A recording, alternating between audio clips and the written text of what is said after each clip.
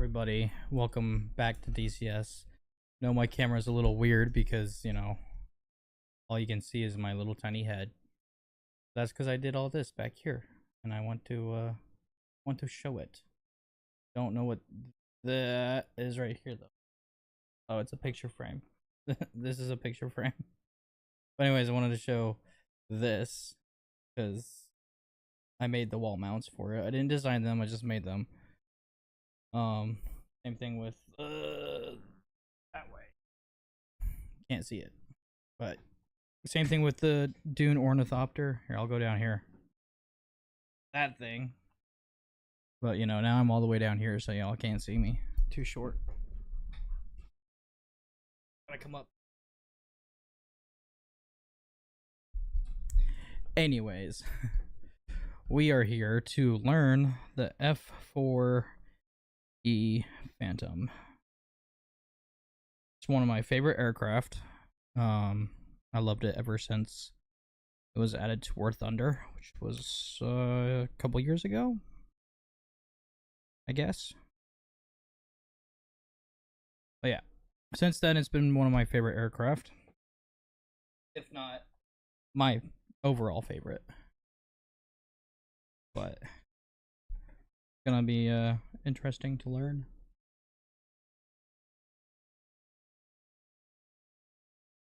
As always, I have to reset all of my keybinds because it's a different aircraft.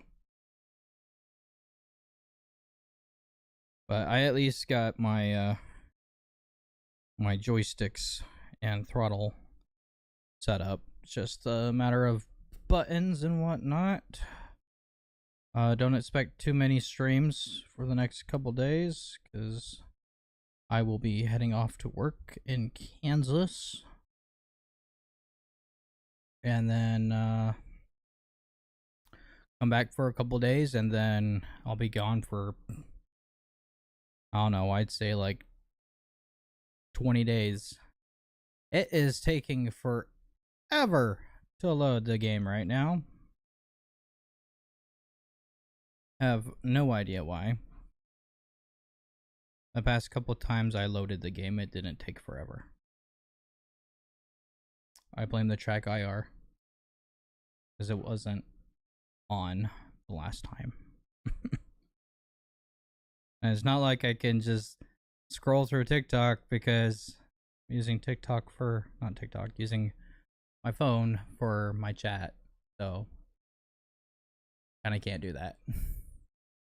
Also, it is very hot in my room. One, because I got the two lights. I got this little crappy fan. I can't plug in my big fan because it has my 3D printer and my filament dryer on it. I don't have any more ports on that side of the room. So there's that. Now I'm just using random things to fill a conversation. I should have just started the stream when everything was loaded. I digress. We're here. Haven't done DCS in a long time. I'm very late to the F4 Phantom compared to everyone else that's done stuff for it. I don't know what the 45 MC designation is for. Really don't know.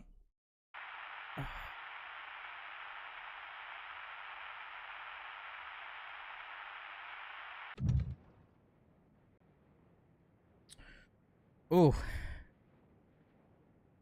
Yeah, this is running a little rough here. Apparently this isn't the tutorial. This is just a regular cold start.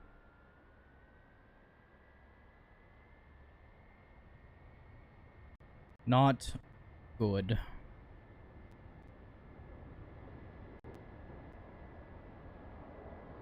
Not good at all.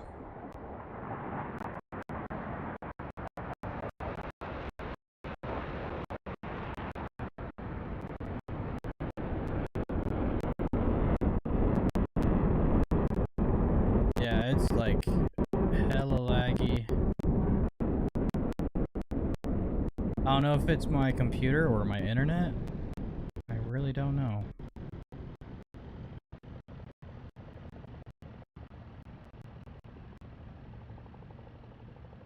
There we go.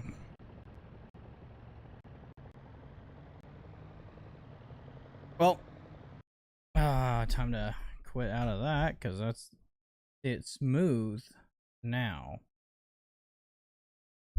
So, oh, you know what? Let's make sure that this is on turbo. That will help out greatly. Anyways, oh yeah, there we go. Things are running a lot smoother now.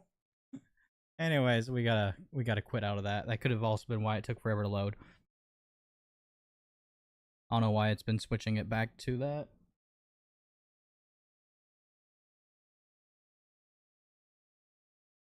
Oh, this fan. I mean, it may not be the best fan, but at least it's doing something. Here. It'd be crazy if this crashed. That would be, that would really suck. I would still blame the same reasoning. Like, my print's all about done. Got 10 minutes left on it. Okay. Training. That's what we gotta do. Training for the F-4 Phantom. Pilot cold start.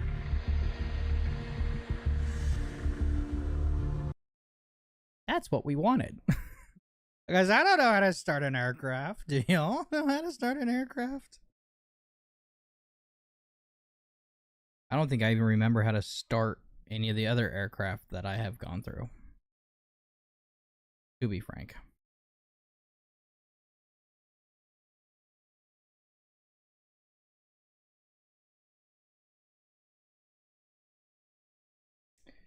I don't think I have any of my gesture buttons set up. Apparently a lot of people recommend doing that, having certain buttons set up for your gesture, because you don't really have to do anything. I do also need to, like, have my one stream deck set up for digital combat sim. I hope my sister knows that her gravity knife is gonna be nothing but white. Just glow in the dark with different colors. Well, it turns out that it's not the reason for things to take forever to load. It is indeed just my computer.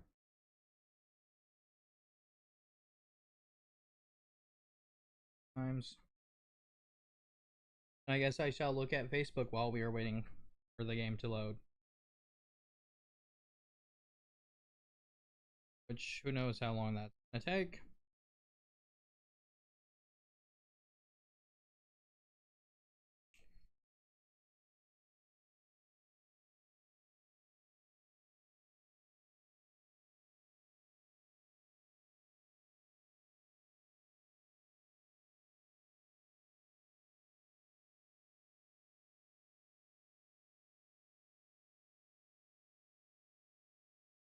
$5 years later.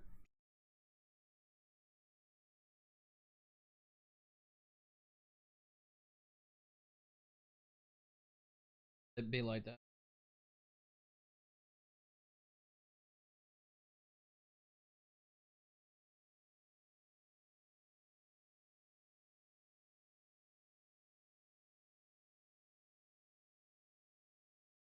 Gods, why is it taking forever?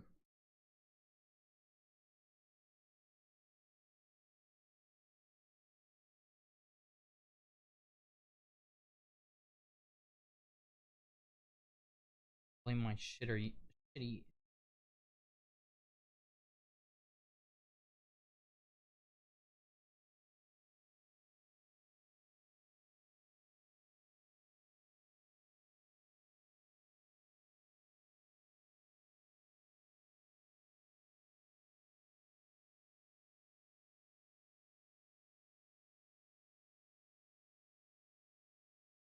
Okay. Yoink. Alt F4 did nothing. That's all I'm gonna say. It did nothing. Let's help. Shift Alt Tab, maybe.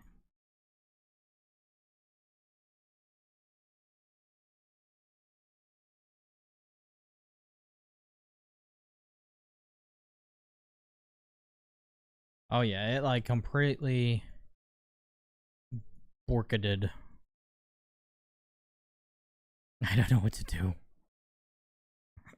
I can't Alt F4 because it don't let me Alt F4. It's officially been broken. This did not go well whatsoever.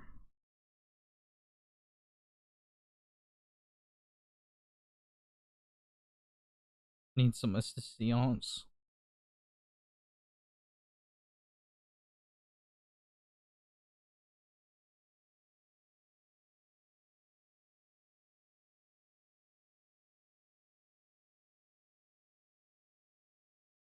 Damn. I'm just looking through my statistics here, and Star Citizen and Rainbow Six Siege seem to be my best views for streams. Oh my god. I don't want to do this to my computer, but I might have to. Gonna have to.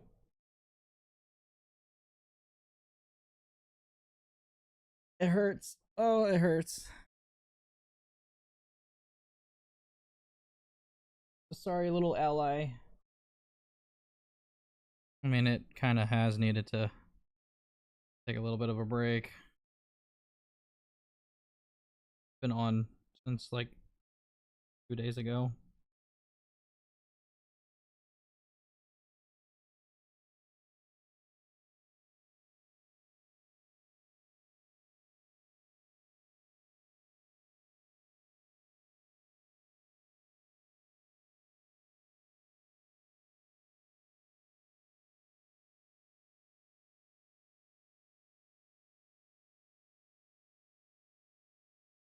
Well, hopefully things will go smoother this time, because that did not go well at all.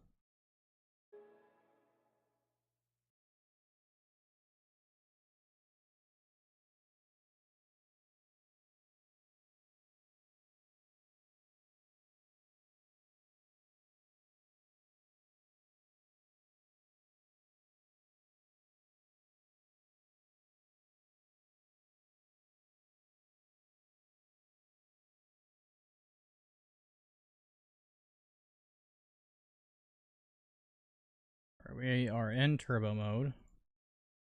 CPU is auto. Close out of that.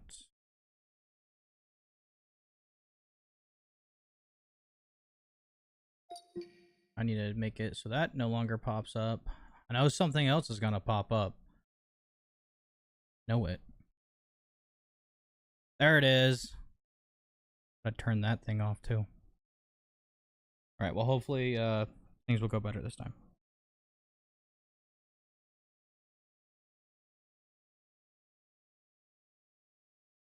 Say what the why did my stream change to completely something different on my phone? Because I clicked the wrong button. Well, that print's almost done. I don't think my wanted glow green for anything else other than that. Yeah, everything else she wanted. Shell glow blue, blade glow blue green. Pins blue green.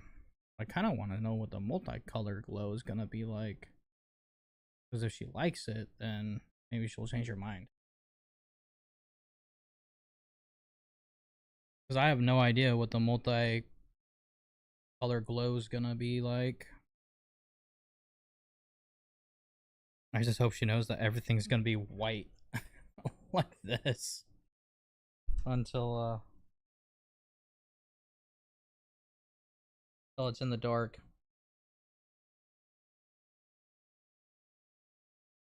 Yeah.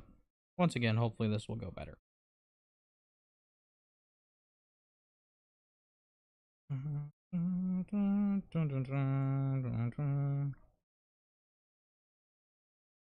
know what? I might end up having to kink this whole stream because it's taking forever to boot up DCS. My computer is just so borked lately. I really do blame the internet. Hello, sir. Your streaming has been canceled for the summer. Every summer to come until you move out and get your own place.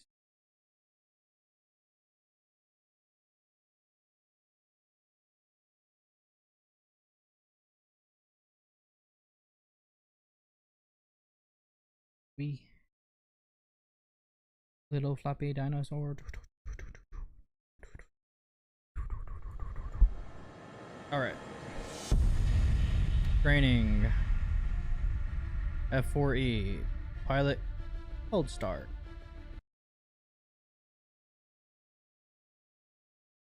Print is done. Oh. We actually have a loading bar. There we go. We didn't have a loading bar last time. We're making improvement, folks. Making improvement.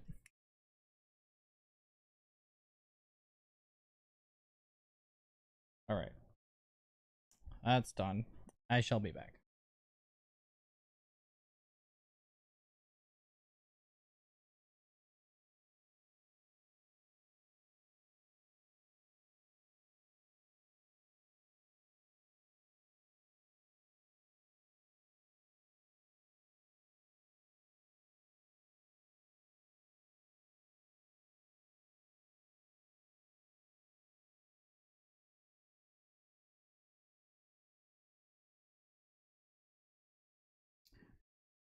Hey, this turned out pretty good. I don't know if this is the exact same as this one.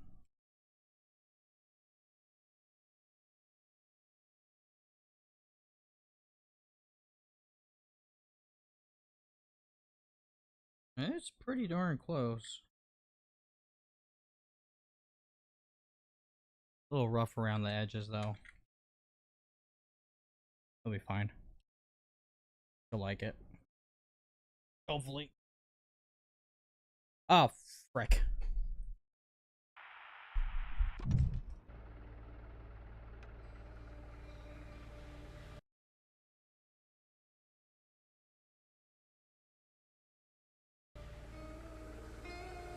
I forgot to turn back on my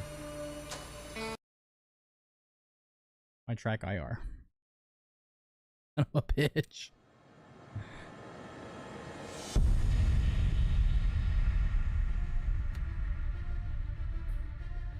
Who's the dumbass that didn't turn on the track IR? Was it me? No. No, sir. No, sir.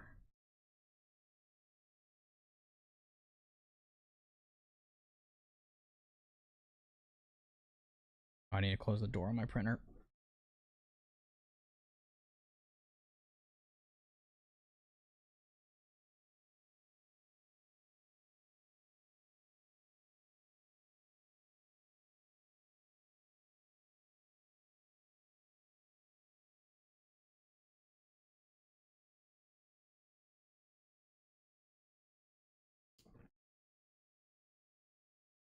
Well, yeah. So hopefully she liked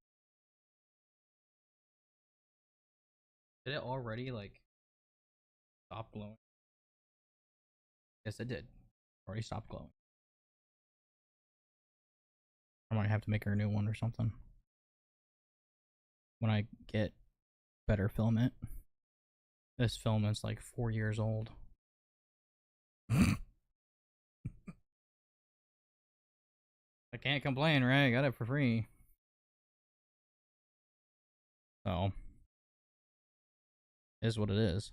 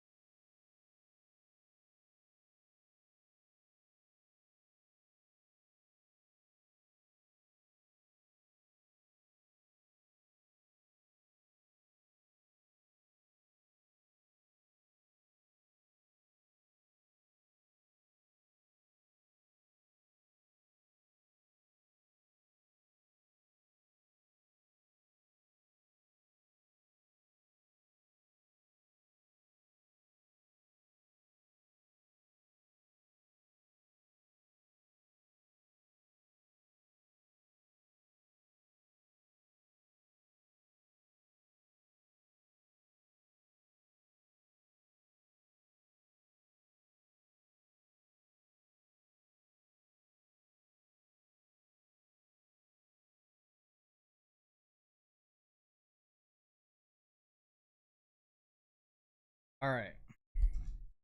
Strike IR. Working. Welcome, I'm Vulture, and I'll be your instructor for this first lesson. Today you will learn the startup procedures for the F-4E Phantom II, focusing on pilot tasks. We will start off cold and dark on the ramp, where you will be taught to accomplish these 4 procedures. Before interior inspection, before starting engines, and starting engines.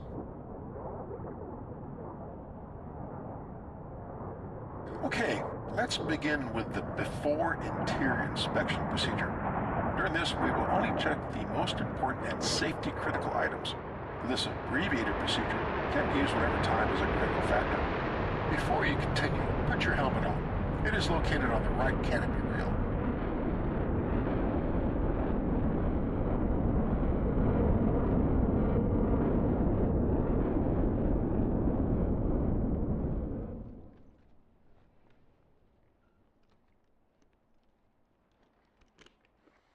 The first step is to check that external power is off.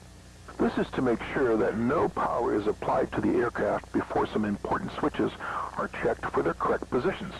Now, look out to your left and observe the ground power unit, also known as a Dash 60. Note the cables and hoses coiled on top. None of these cables or hoses should be connected to your aircraft at this time. Which they aren't. Next, and most importantly, check that both the left and right generator switches are in the off or middle position. I need to change this. Oh my god. Zoom. That ain't it. That ain't it, folks. That ain't it for the zoom.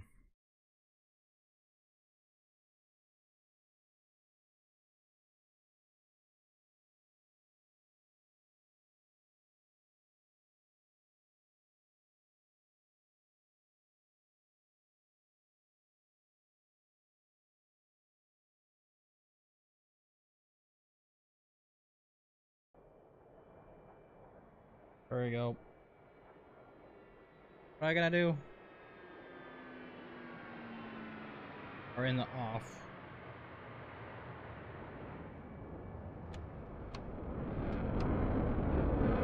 Yes. Check that the landing gear handle is pressed in and in the down position. check that all the armament switches are in the off or safe position. This includes the master arm switch, the armament safety override switch, and all 6 weapon arm buttons. Next, check that the pitot heat switch is off. Let's check the battery relay closure. For this, simply move one of the engine master switches forward to on. Observe that the slats and flaps indicators are showing the corresponding positions in and up. Also check the 3 landing gear position indicators. If the gear down symbols don't become visible, there is something wrong with the battery or the relay. After confirming the indications, move the engine master switch back to off. And last but not least, make sure both engine master switches are off. Got it.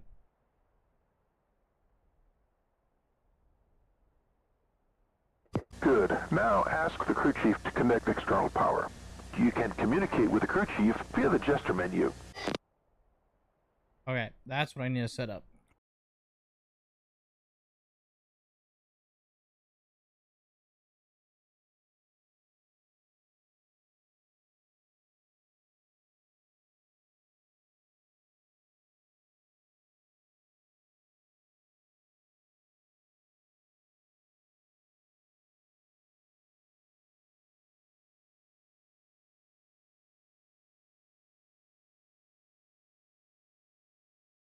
Okay.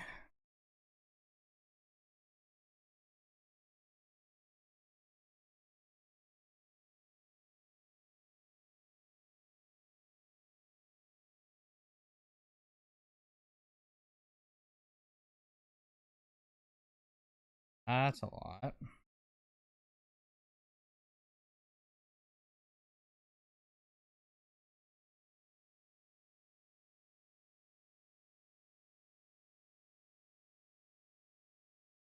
I have no idea. Brings it up.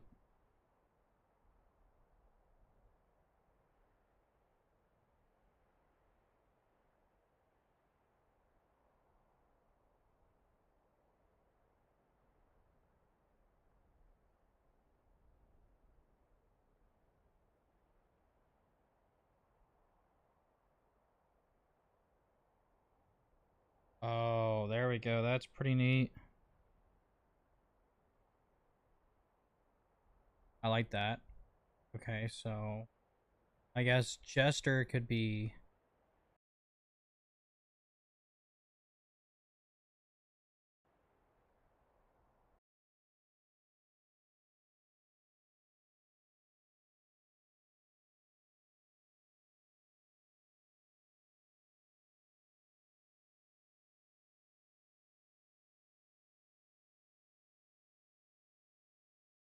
Hmm.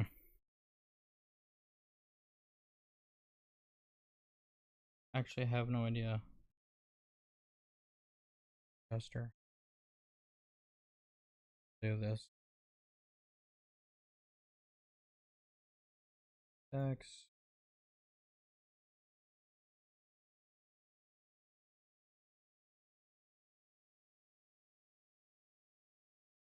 Back.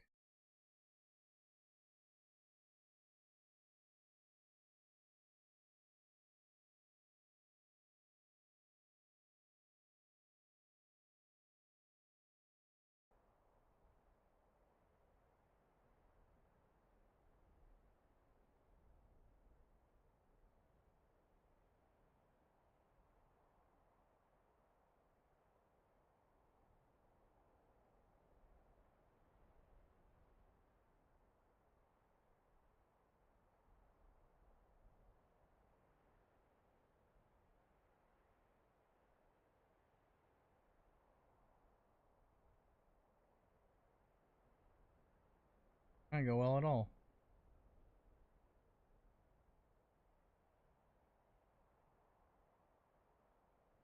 Oh, that's not the select. Okay. Kernel power.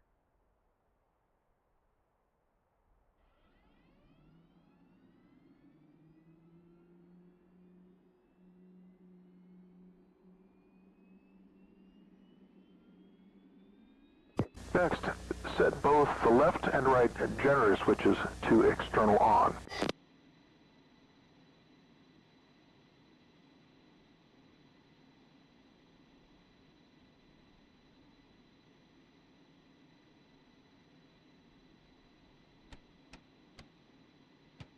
Finally, let's check the transformer rectifier units.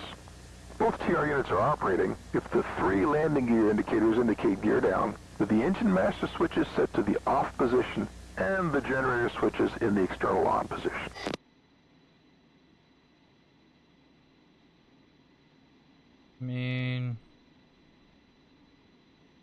Oh, left, right.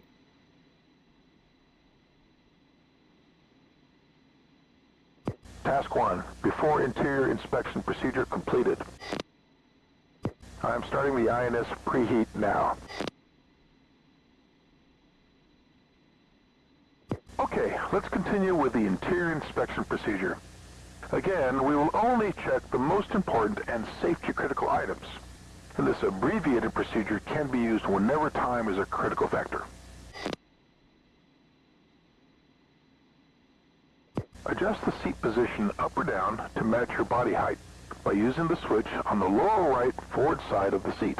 A good starting point is setting your eyes level with the top of the gun sight glass.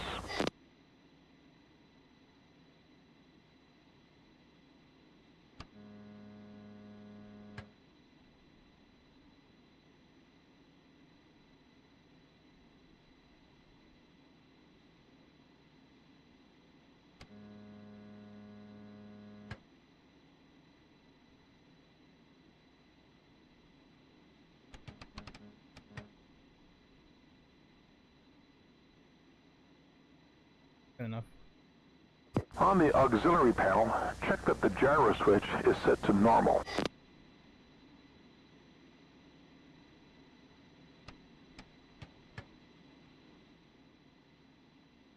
Check that the boarding steps position indicator is protruding, indicating the steps are in the raised position. Make sure the internal wing transfer switch is set to the norm position. Also, check that the internal wing dump switch is set to the norm position. And finally, check that the air refuel switch is set to the retract position. Task 2, interior inspection procedure completed.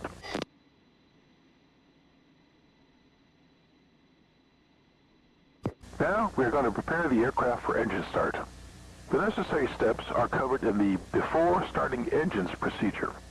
We will do everything to enable a safe engine start inside and outside the aircraft.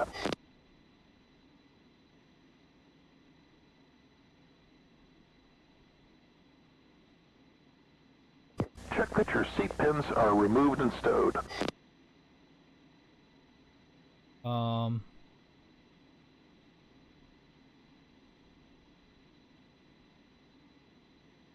I guess so. All I see is my ejection handle. Check that the wheel chocks are set and in place.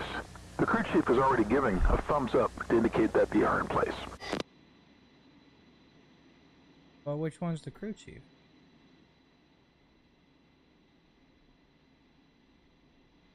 I assume it's not.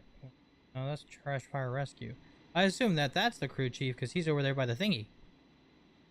Which I forgot Now what's verify called. that the fore and aft areas around the aircraft are clear. This includes checking the engine intake and exhaust areas, as well as the starter exhaust area.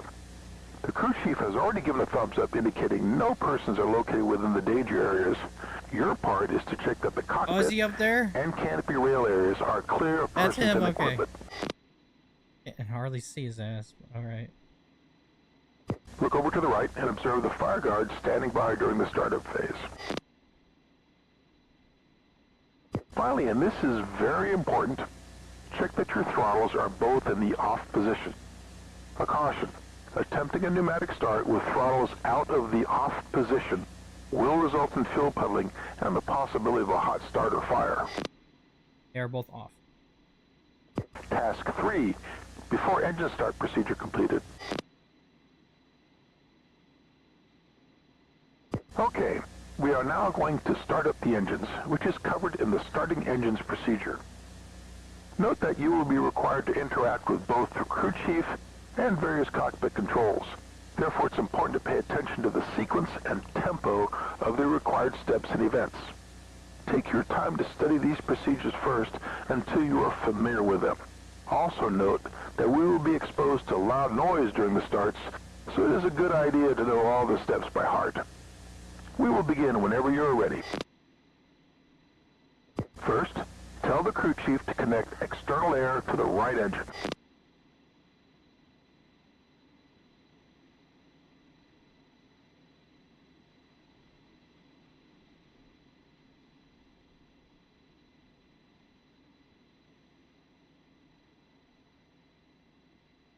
Roger.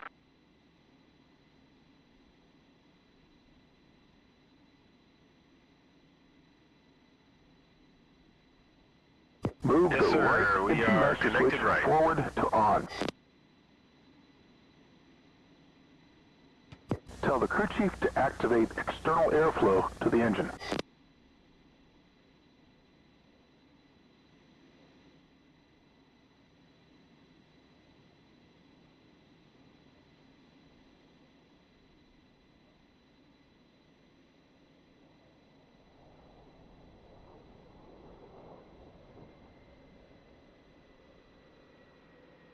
Yep, done. At 10% RPM, press and hold the right ignition button.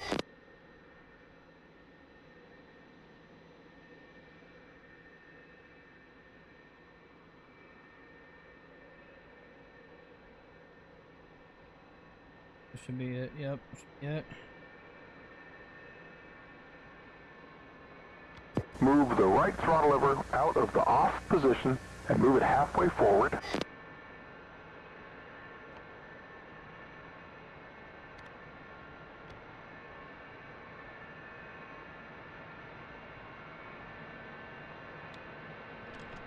Now bring it back to idle, still holding the ignition button.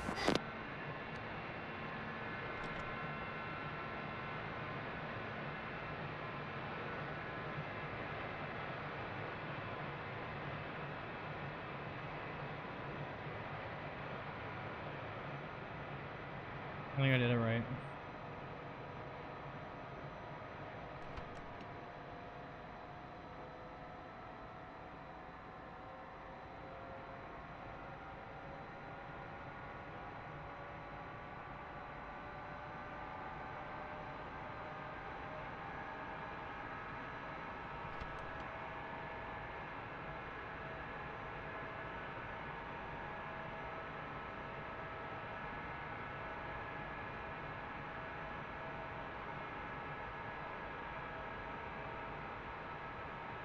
GT. I think I did it wrong.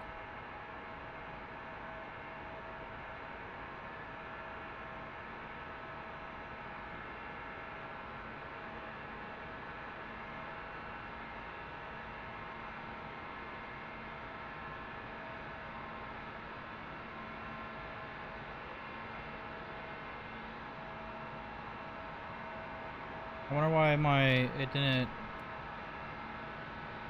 do my whole throttle thing. Like, I moved my throttle, it did nothing.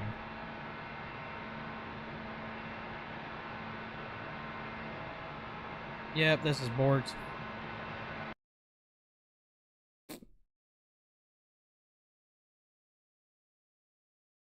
I know you can pull up the manual while you're, like, in the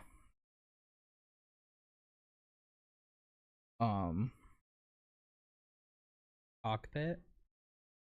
I wonder if you can go through startup procedure through that.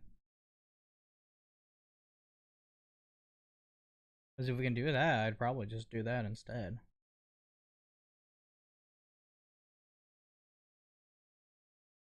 Honest.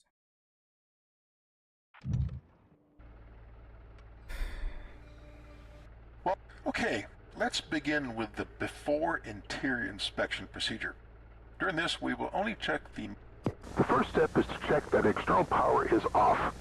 This is to make sure that no power is applied to the aircraft before some important switches are checked for their correct positions.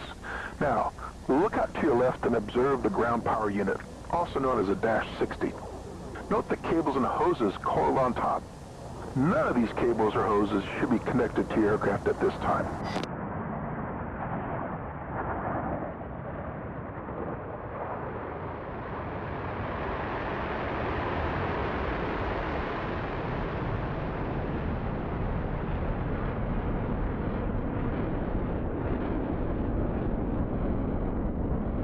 Next, and most importantly, check that both the left and right generator switches are in the off or middle position.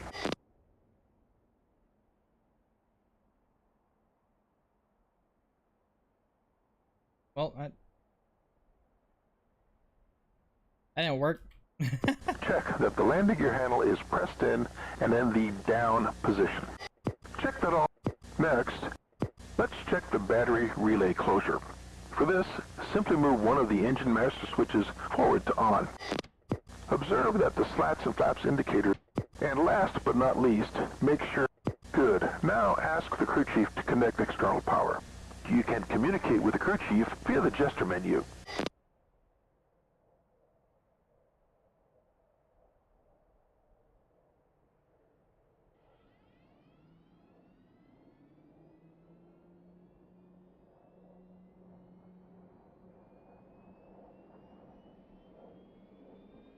Next, set both the left and right generator switches to external on. Finally, let's check the transformer rectifier units. Both TR units are operating if the 3 landing gear indicators indicate gear down, with the engine master switch is set to the off position, and the generator switch is in the task 1 before interior inspection procedure completed. I am starting the INS preheat now. Adjust the seat position up or down to match your body height by using the switch on the lower right forward side of the seat. A good starting point is setting your eyes level with the top of the gun sight glass. On the auxiliary panel, check that the gyro switch is set to make sure the also. And finally, task 2, interior inspection procedure. Now, we are going to prepare the aircraft for engine start. Hopefully we're caught The up. necessary steps are covered in the before starting engines procedure. Check that your seat pins are removed and stowed. Don't know what the seat pins are? Check that the wheel chocks are set and in place. The crew chief is already giving a thumbs up to indicate that they are in place.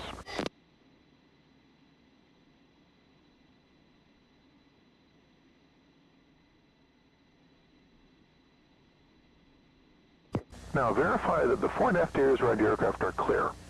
This includes checking the engine intake and look over to the right and observe the fire guard standing by. Finally, and this is very important, check that your throttles are both in the off task 3 before engine start procedure completed.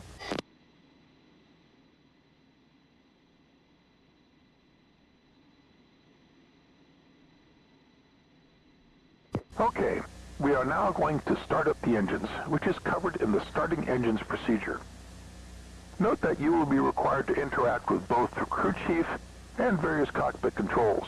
Therefore, it's important to pay attention to the sequence and tempo of the required steps and events. Take your time to study these procedures first until you are familiar with them.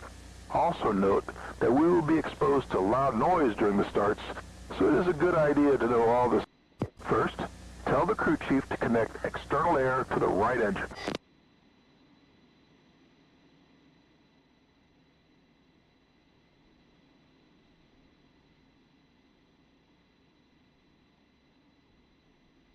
Roger.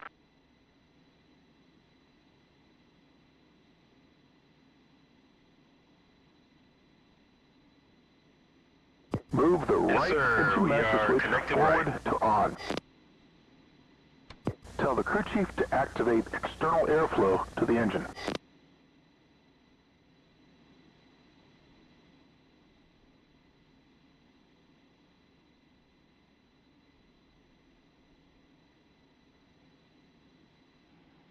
Done.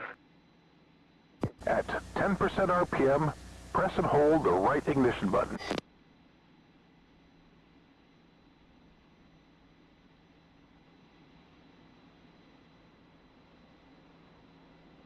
Move the right throttle lever out of the off position and move it halfway forward.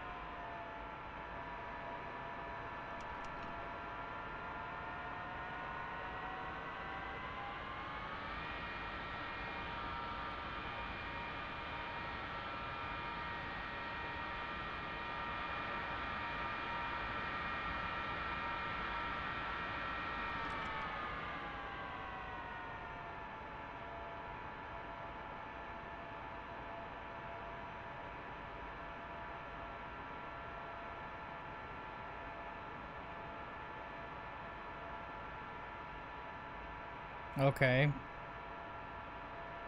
I did that.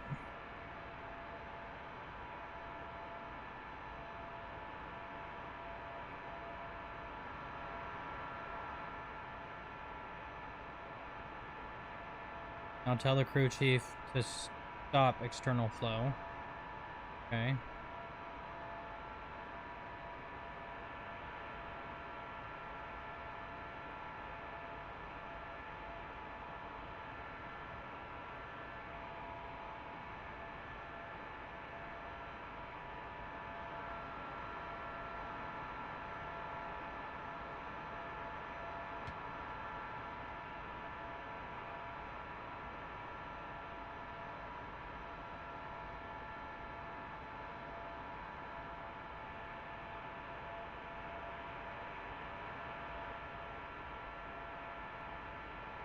Roger.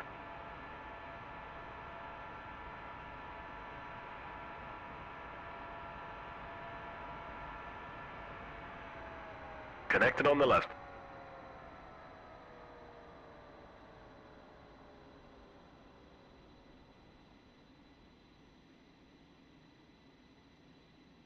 That was weird. Apparently, I am not doing it right whatsoever. Very sucky.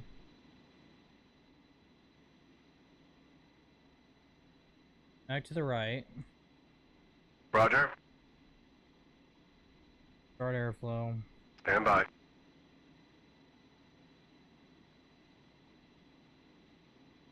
Connected on the right, sir. See if it works again.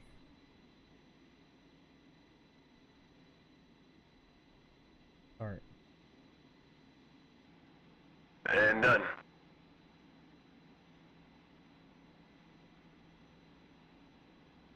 Just to 10%.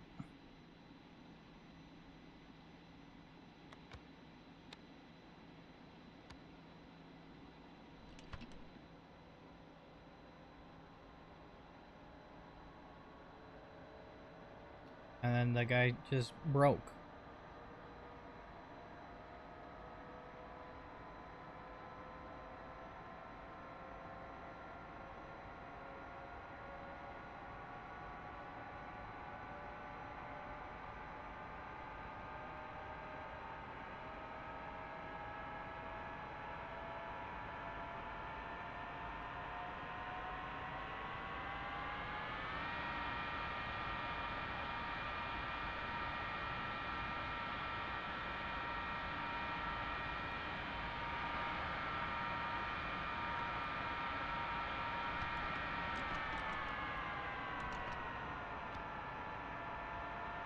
I guess I broke the mission again or something.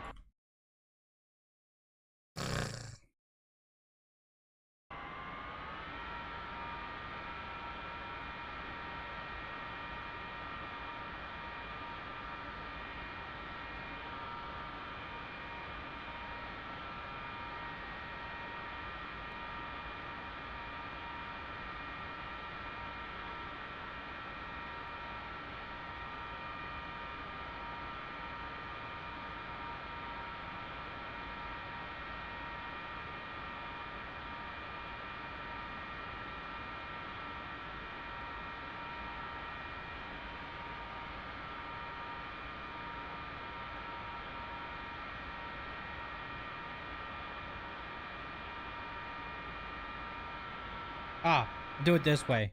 Fuck you, game, and your training missions. I have Manuel. Do what Manuel says.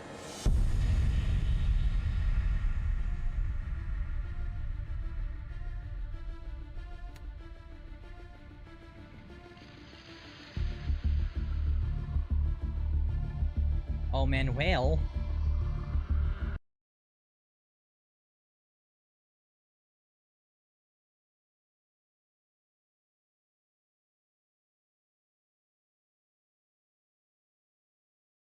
Do what Manuel says.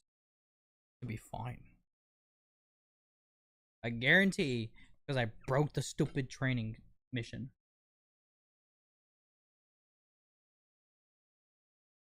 Literally happens all the friggin' time to this game.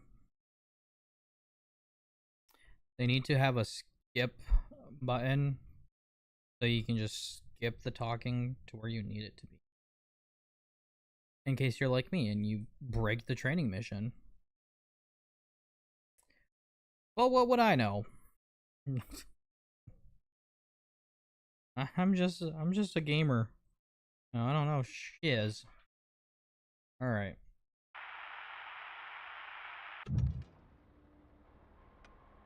All right. Normal procedure. We're gonna put this up over here.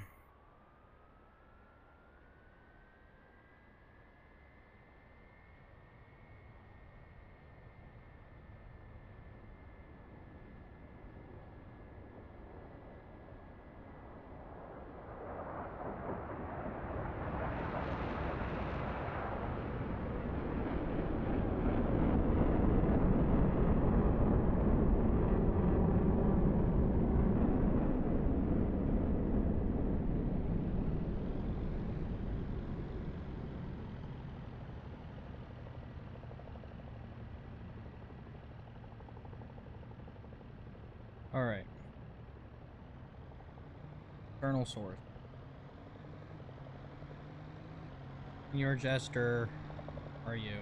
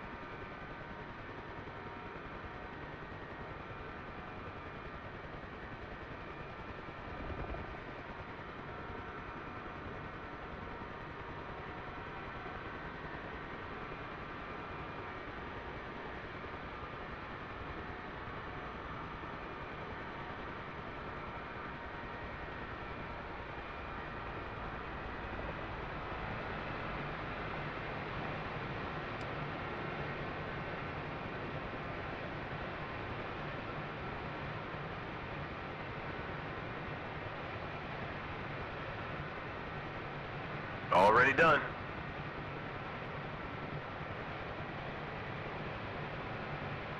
All right. Our airflow. Yep, done.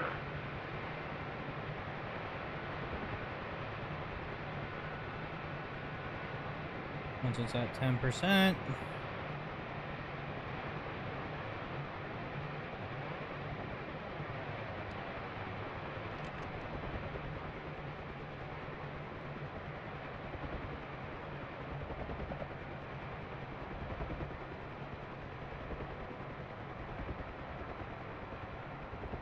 Did it even say the power? I didn't say anything about power.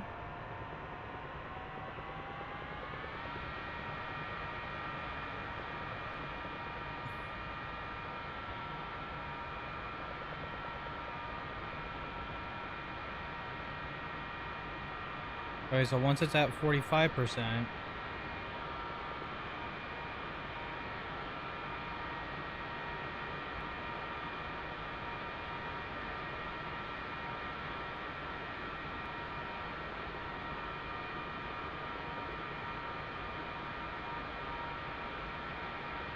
then release ignition button.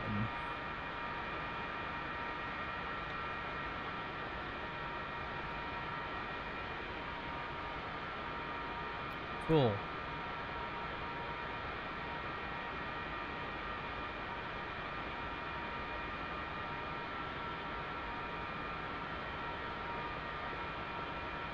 And back to idle.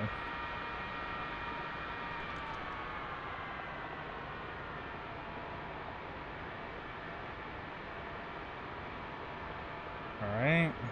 Forgot about that part. Alright. Stop external airflow.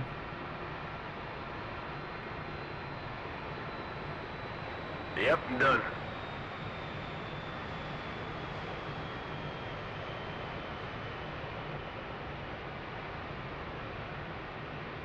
And now it's like nothing. Again.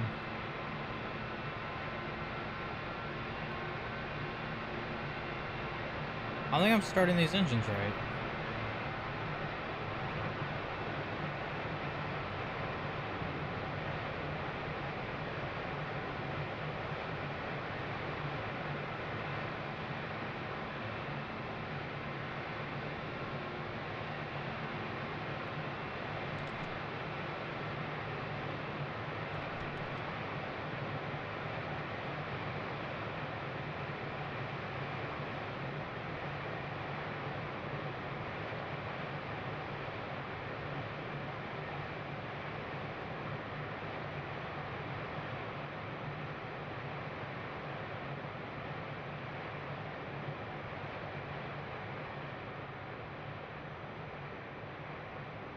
Right generator on.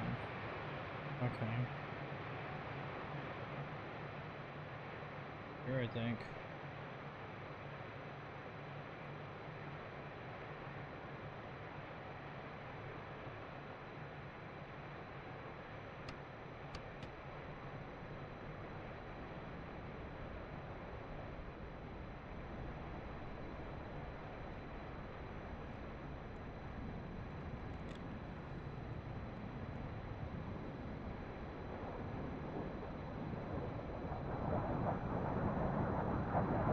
Nothing worked properly. I messed it up again. Guarantee it. Man, I suck at this. Can't start aircraft for shit sometimes, I swear to God. I was having a hard time with the F-14 too. For like the same reasons. The A-10 not so much. Didn't have the same issues with the A-10. I really don't know. Lights are bright. Right.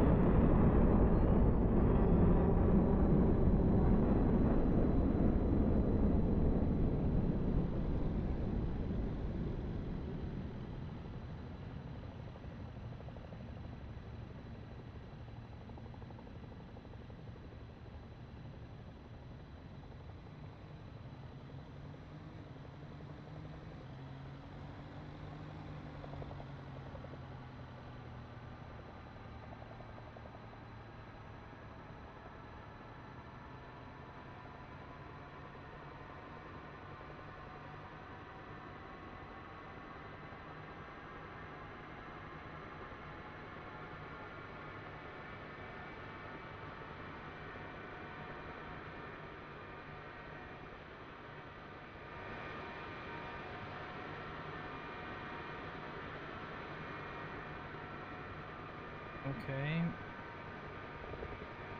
I don't think power's connected still.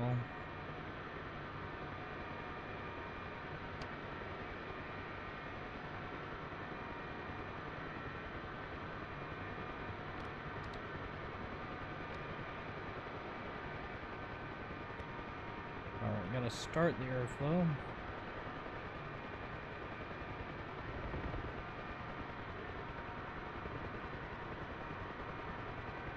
Already done.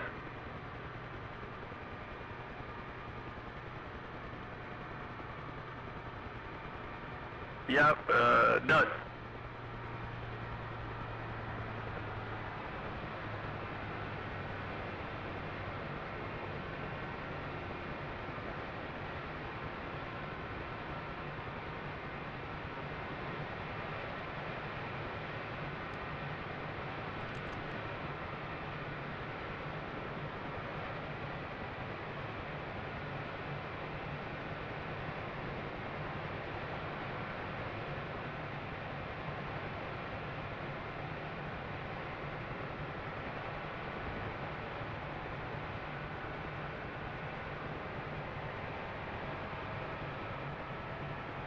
If I do it right this time.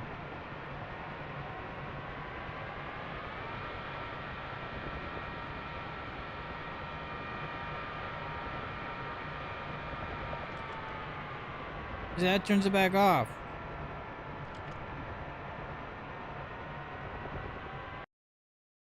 All right, let's see.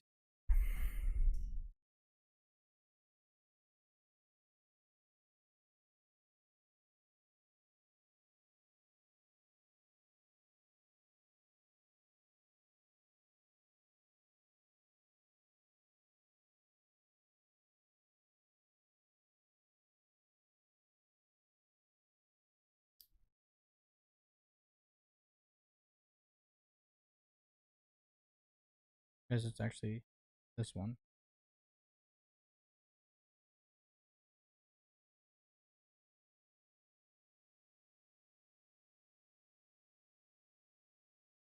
Oh. This one's two-way.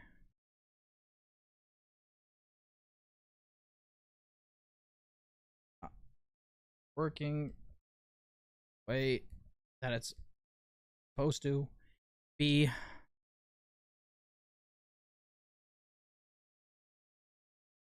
Which is really weird.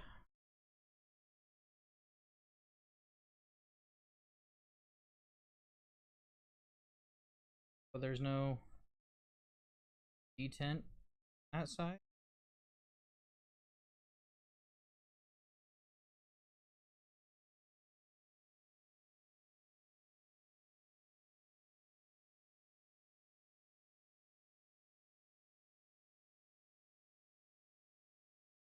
Buttoned.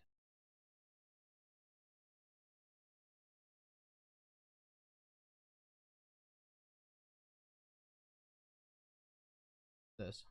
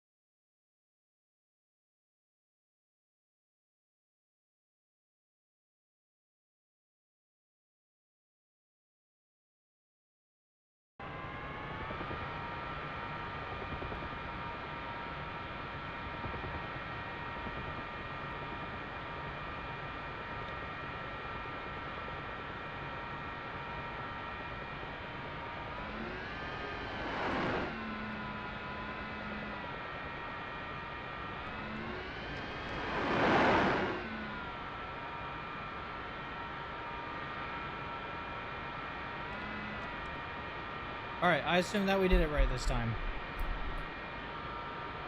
So, bring this back up.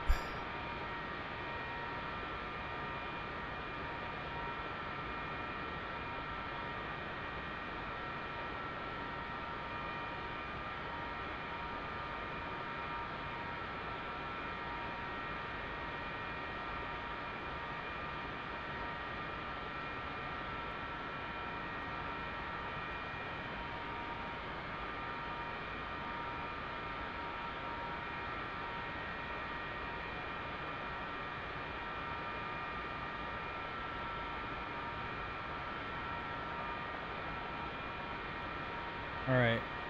External airflow stop.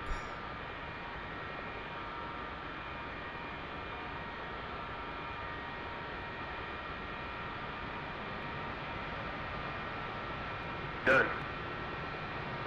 Alright, there we go. Gotta set idle button, I guess. Weird.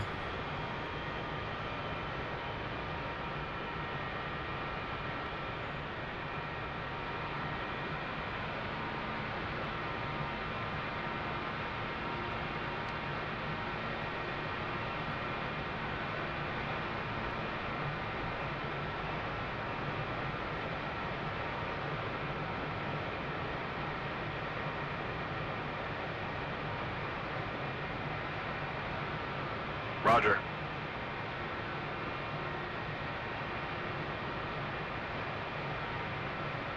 Stand by. Yes, sir. External power is disconnected.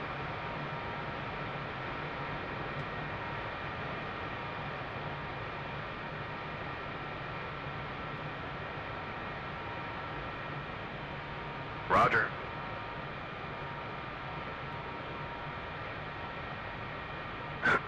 Stand by. Connected on the left.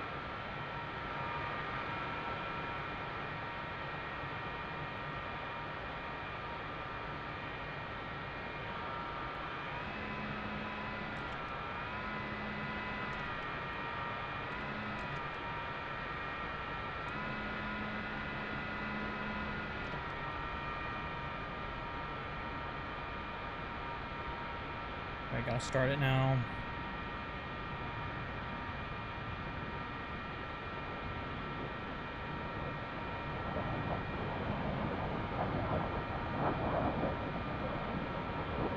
Done.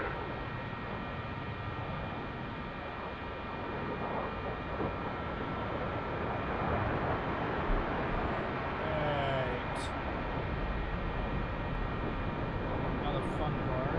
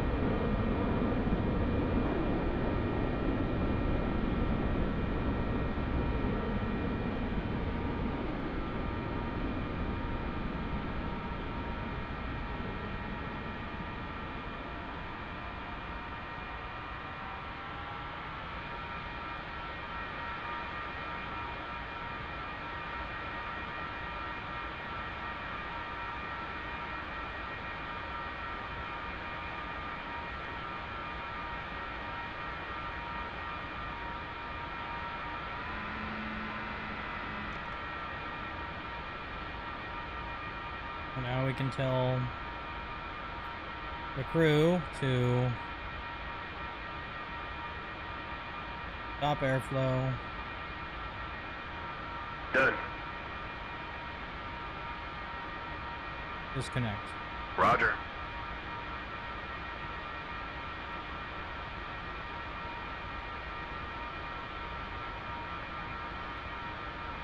And we're disconnected.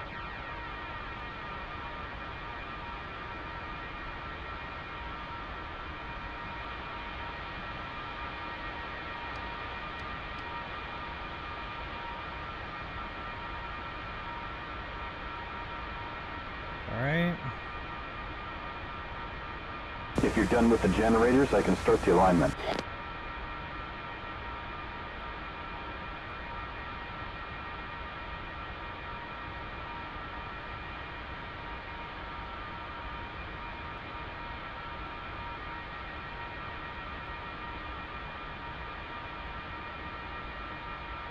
Roger that. Hey, which alignment do you want?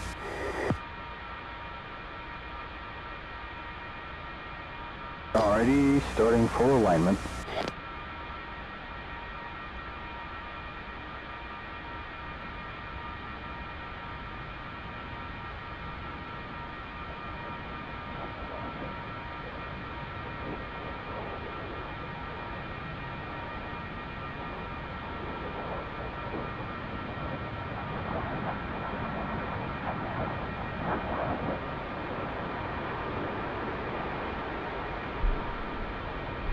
Alright, well, I guess now that we got this sorted out,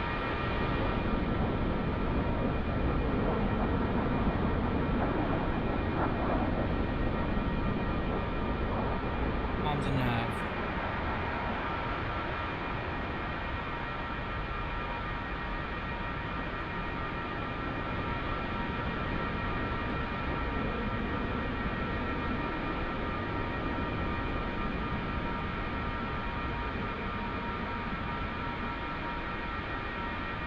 Probably over here.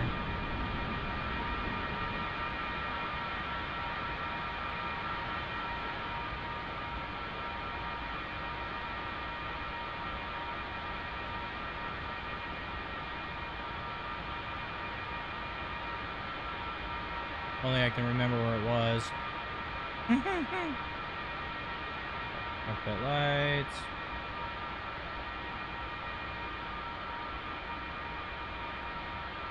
Comms.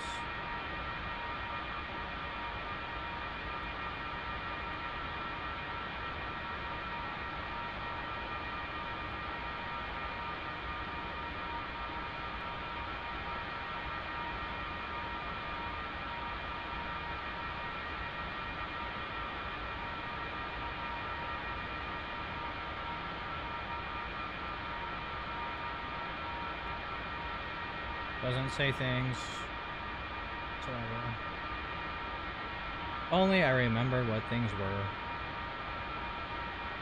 Almost like I should do the actual training if it doesn't work out again.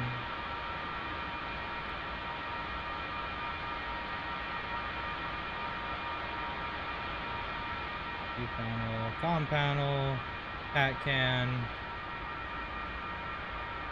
oxygen,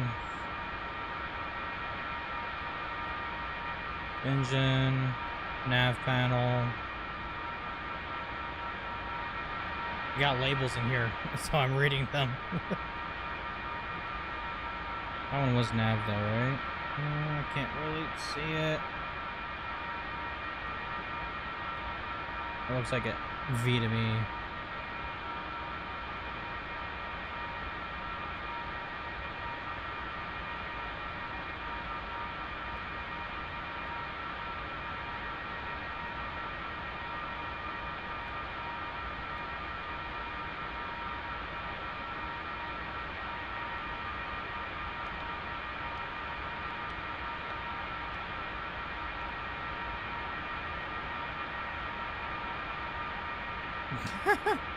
While you do the actual training mission. Alright. I guess now that we kind of figured out why that wasn't working, I guess we can. I do gotta sort out my my detents, but we can figure that out later. That's weird. There should be a button for tent.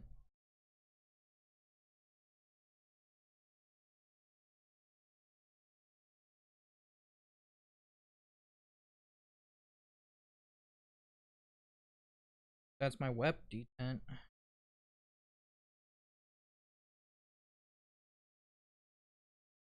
Idle detent.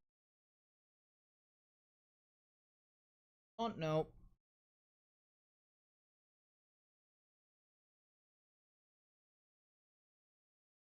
Yeah.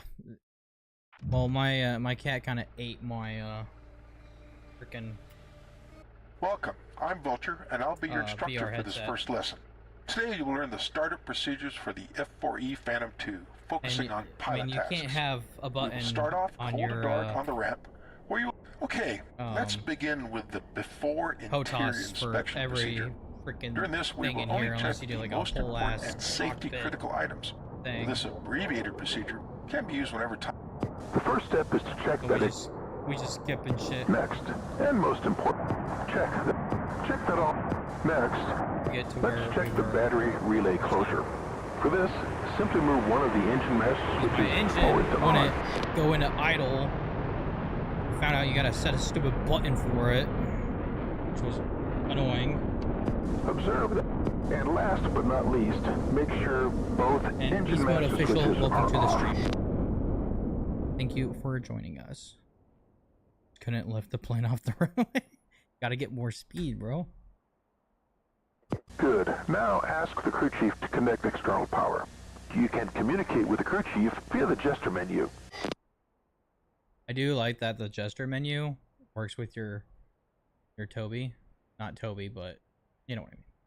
Like IR. Just kind of nice. But it don't work if you have the manual open. So don't use the manual at the same time. Next, set both the left and right generator switches to external on.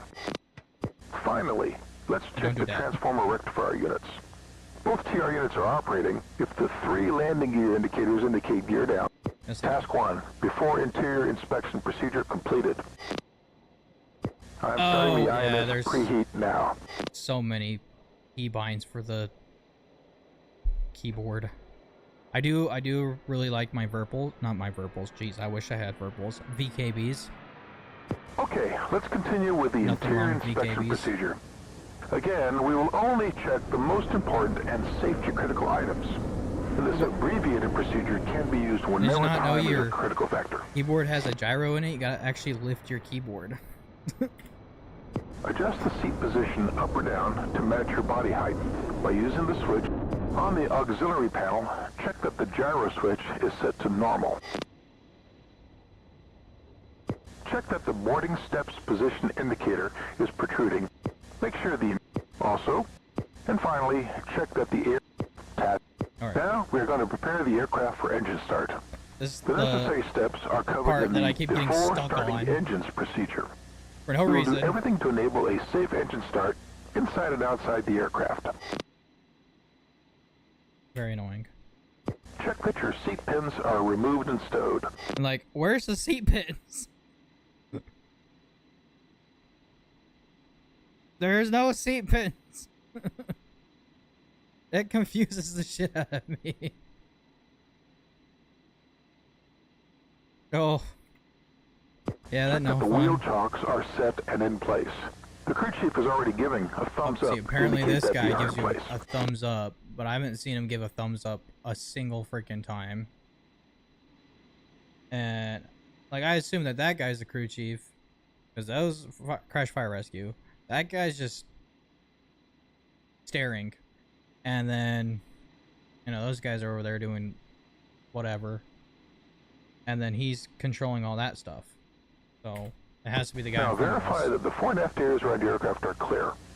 This includes checking the engine intake and look over to the right and observe the fire guards standing by during the startup phase. You ready to put me out if I catch on fire? Probably not. Finally, and this is very important, check that your throttles are both in the off position. A caution, attempting a pneumatic start with throttles out of the off position will result in fuel puddling and the possibility of a hot start or fire. Task 3, before engine start procedure completed. Okay, we are now going to start up the engines, is the part where it keeps breaking. The starting engines procedure.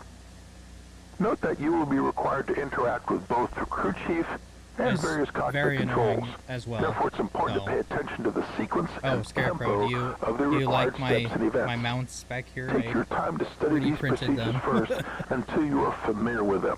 Also note that we will be exposed to loud noise during the starts. First, tell the crew chief to connect external air to the right engine.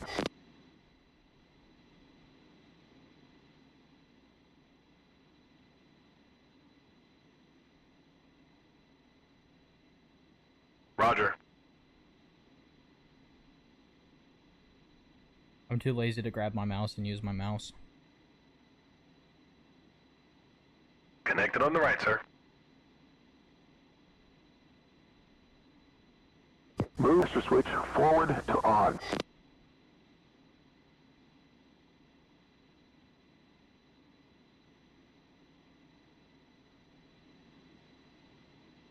Tell the crew chief to activate external airflow to the engine.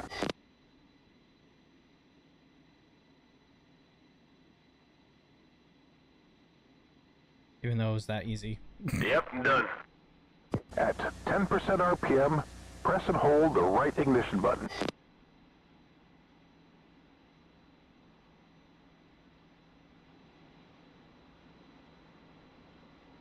Move the right throttle lever out of the off position and move it halfway forward.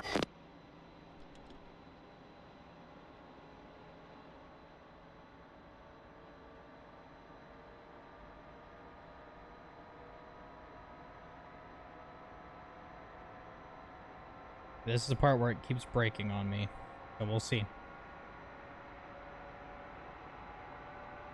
Might have to follow one of those. How to start the F-4 Phantom in 60 seconds.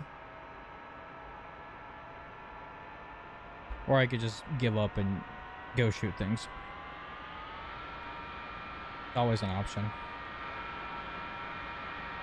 Alright, so now I'm gonna push that button. Let go. Oof.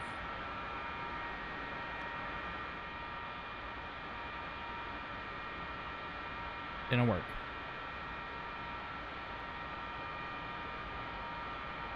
It is out of the off position. Now bring it back. Now tell the crew chief to stop external airflow. Yeah, that's what I thought. Hate this game sometimes. Stop. Done.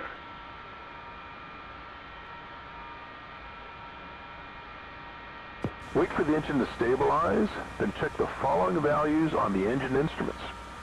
EGT between 220 and 420 degrees.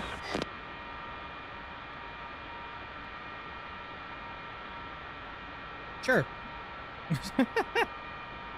Fuel flow between 800 and 1400 pounds per hour. Nope. Idle RPM around 65%, plus minus 1%. Yup. Right boost pump pressure around 30 psi, plus minus 5 psi. Can't see that one. Yup. Oil pressure between 12 and 50 psi. PC2 hydraulic pressure showing 3000 psi, plus minus 250 psi. And utility hydraulic pressure showing 2755 psi, plus minus 255 psi. Sure. Good. Now, after confirming that the engine is operating normally, move the right generator switch to the on position. Ask the crew chief for the spoiler actuator check. Move the stick slightly to the left and wait for his confirmation. Then center the stick and again wait for his confirmation. Okay, so...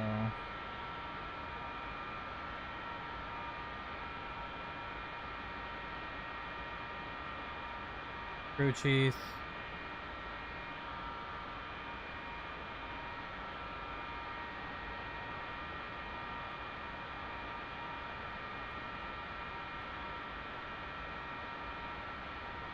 Oil actually. Yeah, ready. Full deflection. Yeah, something's wrong. Yep, retracted.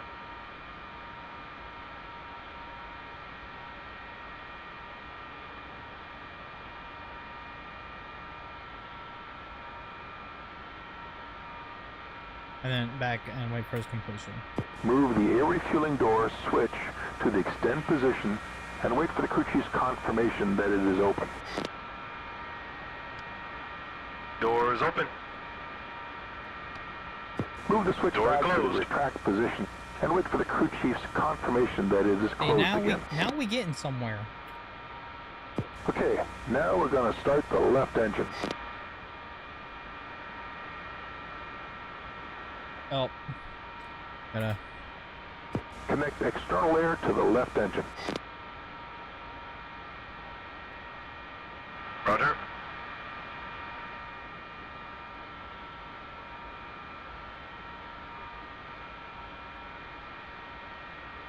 Move the left Connected engine left. master switch forward to on.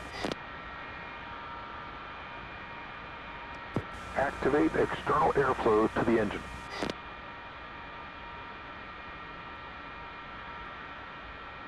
Yep, done. At 10% RPM, press and hold the left ignition button. Move the left throttle lever out of the off position and halfway forward.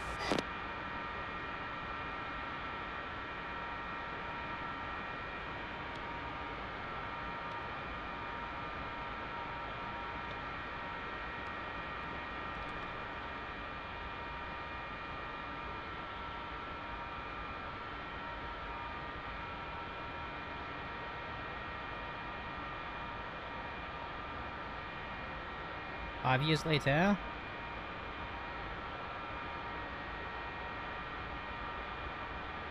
Getting somewhere, right? Yeah, it's going.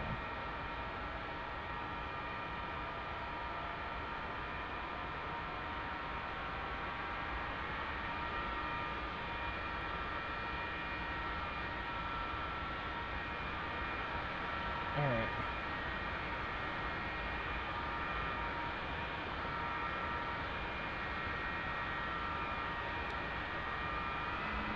Now bring it back, and now stop external airflow.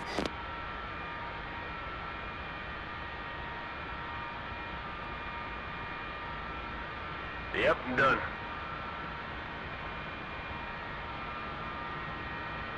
Check that the engine parameters match the values of the right engine, same as before.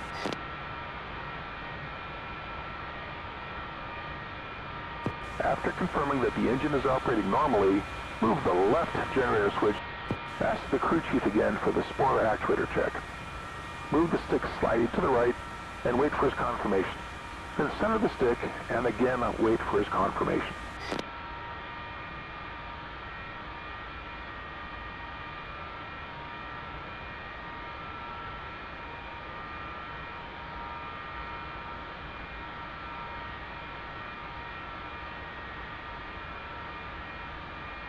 Ready.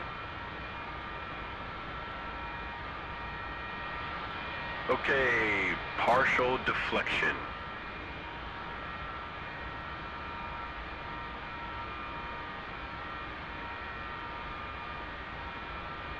Yep, retracted.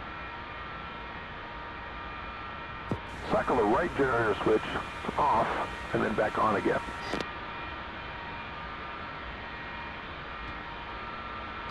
Check that the red buzz tie open light is extinguished. Good.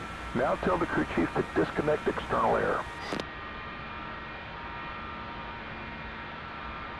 Roger.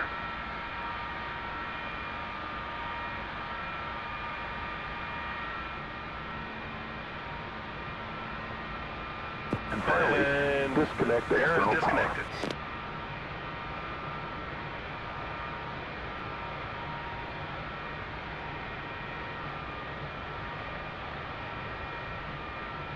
Roger.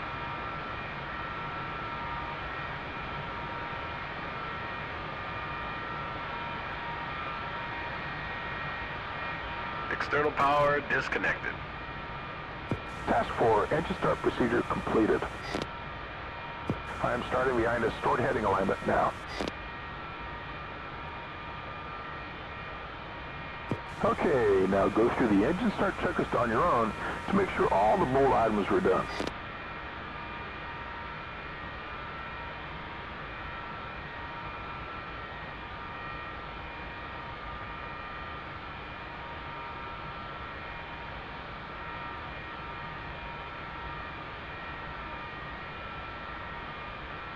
Well done.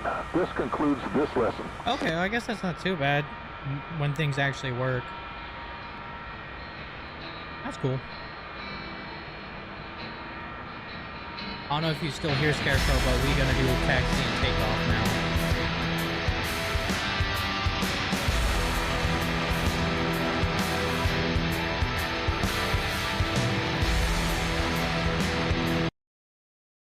Alright, that's done. I'm too lazy to wait.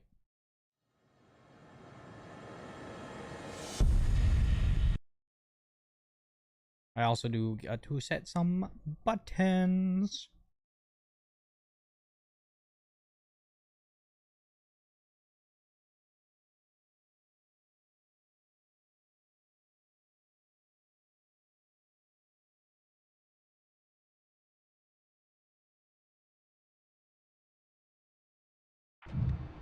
Please wait until your aircraft is ready.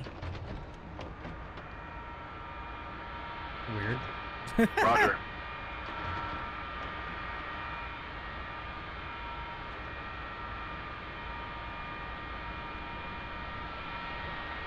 Yes, sir. Wheel chocks in. Flaps up. Slats in. Welcome. This lesson deals with the taxi procedures of the F-4E Phantom II with a focus on pilot tasks. It is the continuation of Lesson 1, Startup. We are already hot on the ramp, and the aircraft is in the same condition in which you left it after completing Lesson 1, Startup. I will guide you through two procedures, before taxi and taxi. We will request taxi clearance from ATC and taxi to the holding port for runway 07. Note that for the moment this lesson doesn't cover steps 9 ARI, 13 AFCS, and 14 STABOX. Good. Let's begin with the before taxi procedure. This procedure ensures that all systems are prepared to enable you to taxi safely. We want to ask the crew chief to help check various systems because, simply put, we can't see them from the cockpit. In this lesson, we will use TACAN navigation as our first choice, so we will set up our navigation equipment accordingly.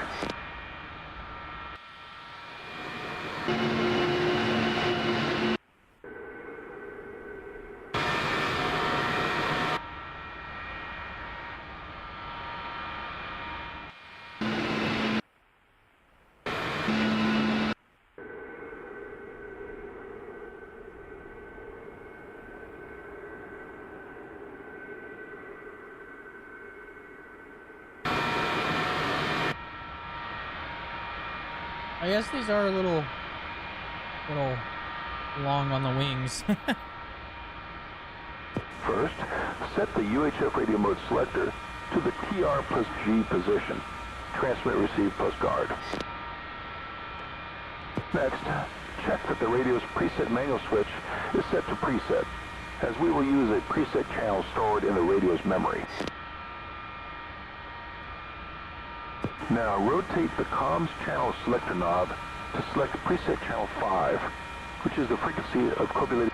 Set the TACAN mode selector to the TR position for transmit receive. Check that the TACAN channel display is showing 067 X-ray. This is the TACAN station located directly at Cobility Airfield. Now change the navigation input to TAC for TACAN. And set the navigation mode to TAC as well.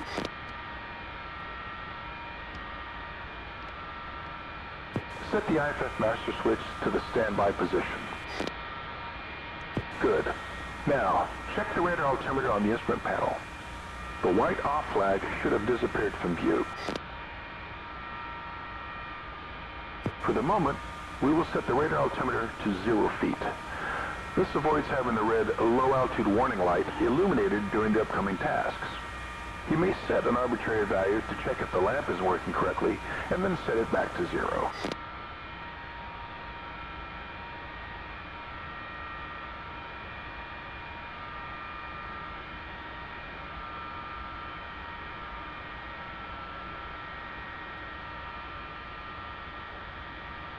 On the altimeter, set the correct QNH.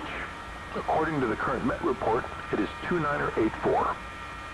The altimeter should then show the field elevation of 60 feet, plus or minus 75 feet. Remember the reading value. We'll reset the static pressure compensator, the SPC, by moving the CAD switch forward. Then check that the amber static correct light on the telepanel goes out and remains out. The altimeter reading does not exceed plus or minus 25 feet from the original reading you remembered, and the altimeter indicates the field elevation within a maximum tolerance of 90 feet. Cool. Remember the value again, then reset the altimeter. This is done by turning the switch on the lower right corner to the reset position and holding it there until the red standby flag disappears. Then, check that the indicated altitude does not vary more than plus or minus 75 feet, and the altimeter still indicates the field elevation within plus or minus 75 feet. Good. Now check the speed brakes. Command the brakes in, and the corresponding light on the telepanel should be extinguished.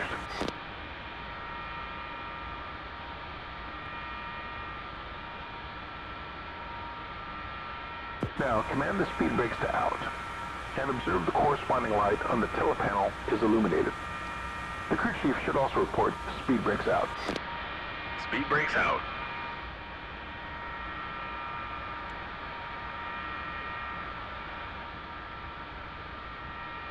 Finally, command the speed brakes back to in, and observe the light is extinguished again. The crew chief should report speed brakes in. Speed brakes in. Good. Now let's check the slats and flaps. For this, initially check that the slats flaps lever is in the norm position. The indicators should show slats in and flaps up. Yes. Now, command slats and flaps to the out position. The indicator should change to show slats out and flaps down.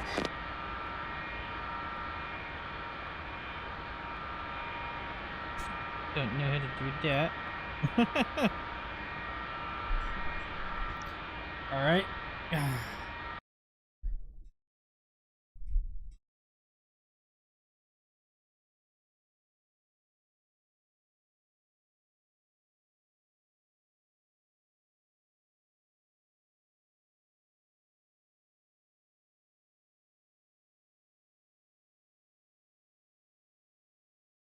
Oh, three-way switch. I mean, I do have a three-way switch. Up, down.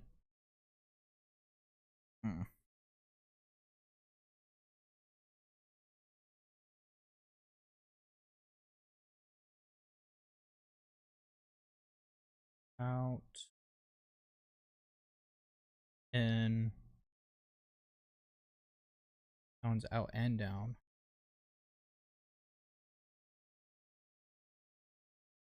That one's a three-way.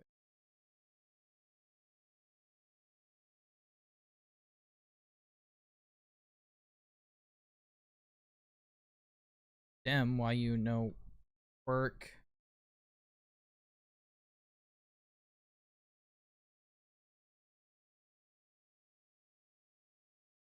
Oh, probably because I'm on the wrong thing. It.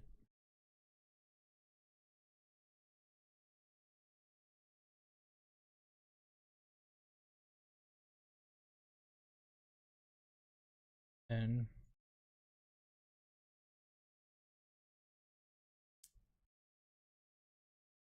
then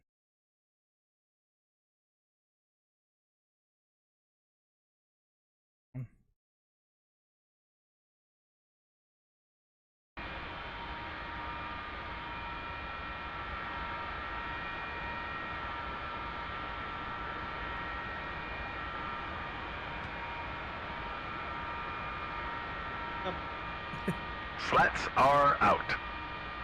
Flaps down. oh, come back here, Wolf. Press spacebar to confirm your check. Done. Next, check the slats override system. To do this, lift the guard and set the slats override switch to the in-aft position.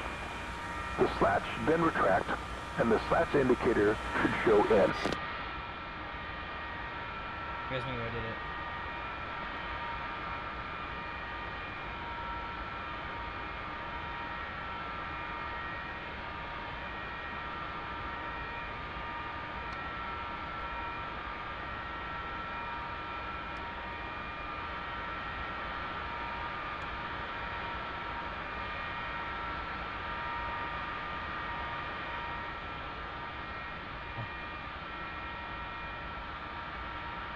I gotta figure that stuff out. Finally, move the slats override switch back to the norm or forward Slats position, in. and observe that the slats indicator shows out again. The guard can now be closed.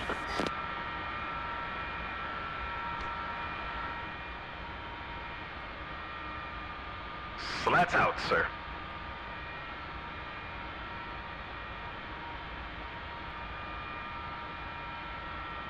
Lots override switch back to norm. Forward position and observe the is out again.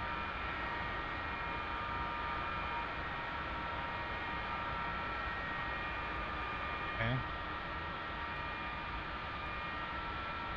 Next, let's check the flight controls.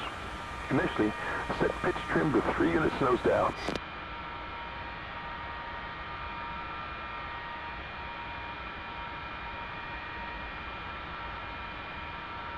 I don't have the pitch trim or anything like that set yet. So, what's up, Kurs? How's it going, man? Sorry for the late response. I got to adjust things over here, I guess.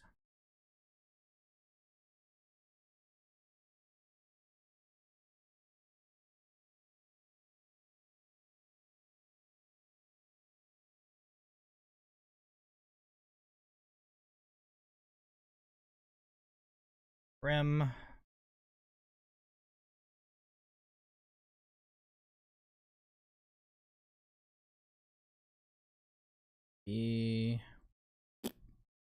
Right.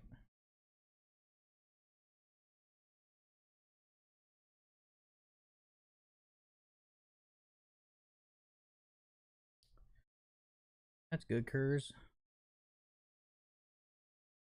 I don't have a hat though for that or trim. I don't really want to use a hat switch for it.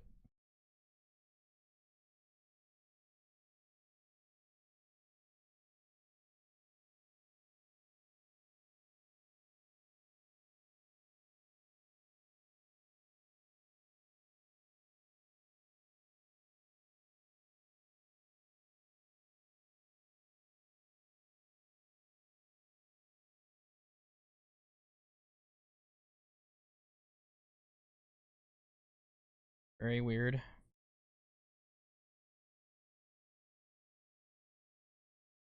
Let me set this last time. Or why it's not letting me do it now. So strange. Oh, wait, this. Oh, that's because I'm on the wrong thing again. Crazy. Nose up. Nope.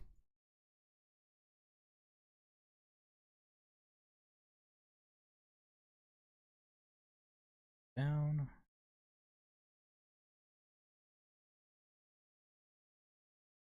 Left. Right.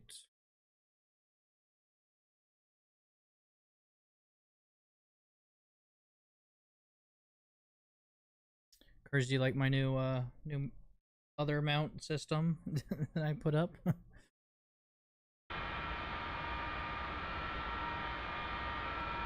Alright. Nose down. 1, 2, 3.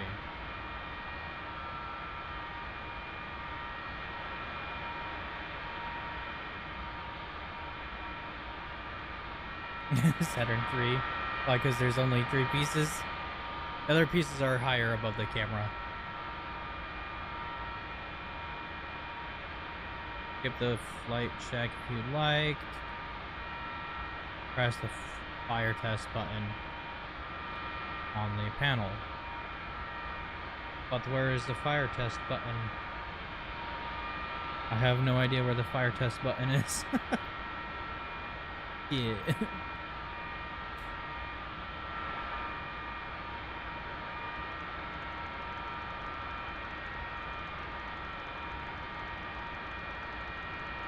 It ain't doing shit.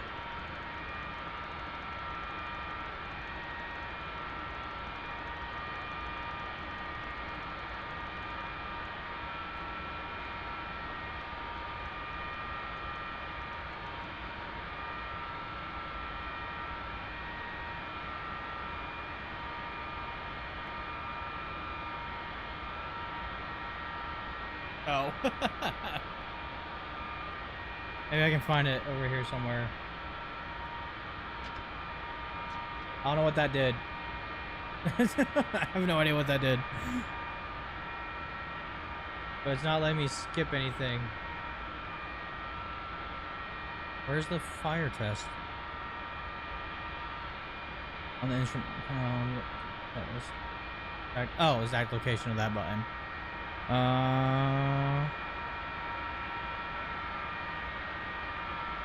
It's right here.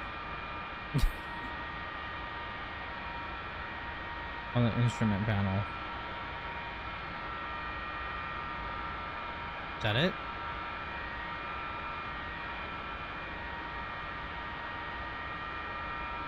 No, that's not it. That's not it.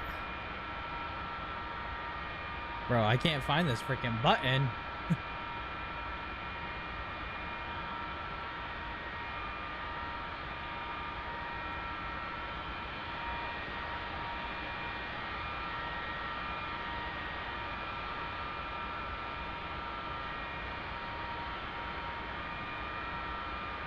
Unless this is it down here? No, that ain't it.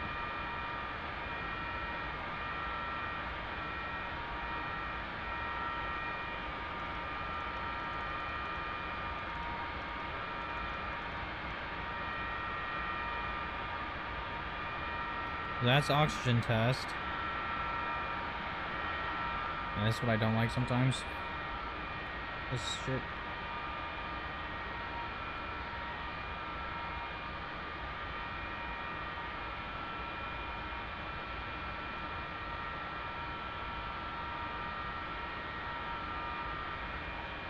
Oh, is that it?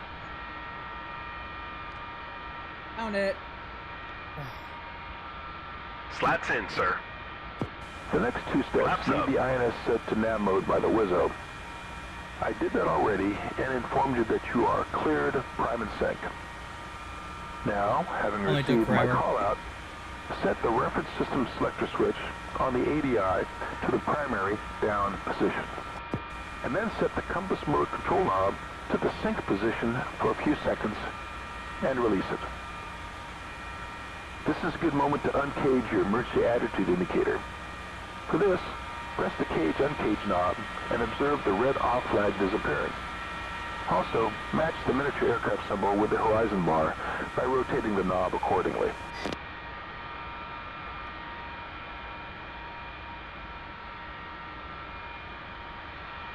Check that all three stab lock switches are set to off for taxi.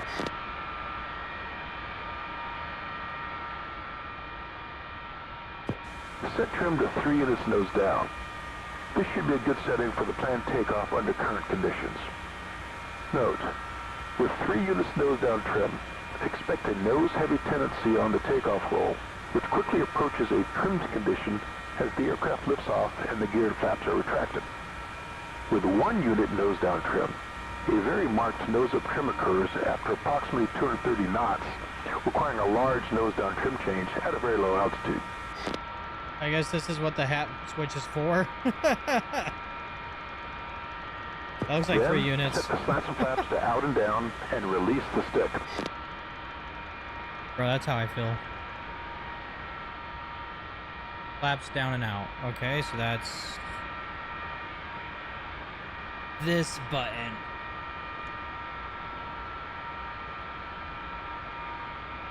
Slats out. And down. Flaps down. Yeah, okay. We did it. We're good. I even know this plane had slats. Straight up.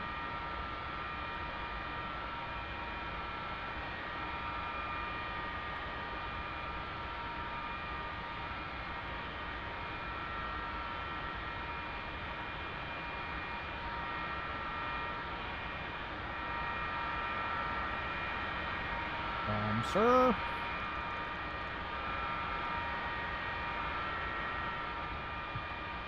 Something broke. Now ask the crew chief for the flight controls check. You will perform all the steps in sequence following my commands. The crew chief will confirm your actions when successful. Got it? Here we go. Pull the stick full aft.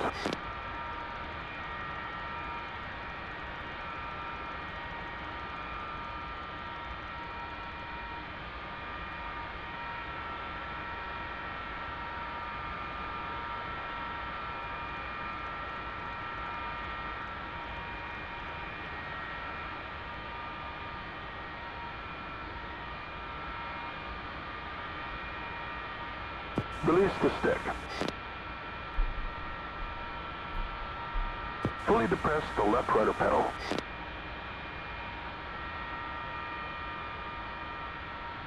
Release the left rudder pedal. Fully depress the right rudder pedal. Release the right rudder pedal.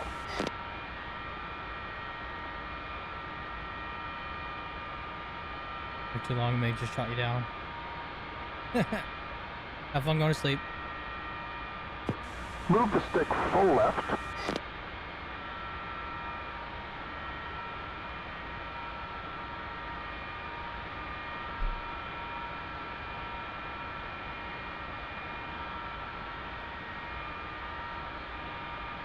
The stick is full left.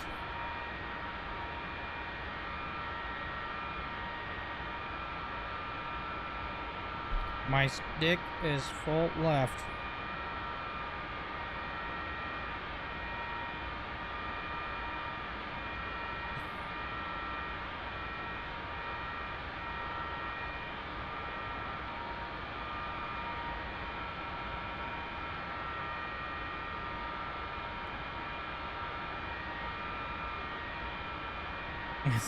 While holding the stick fully left, engage yaw stab augmentation by moving the yaw stab aug switch forward.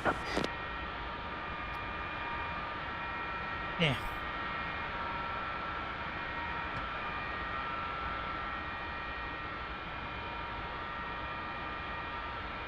Nothing happened.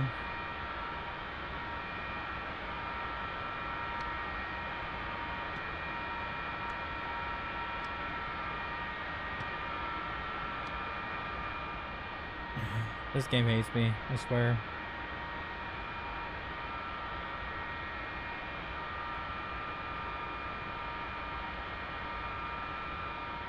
Nothing is happening.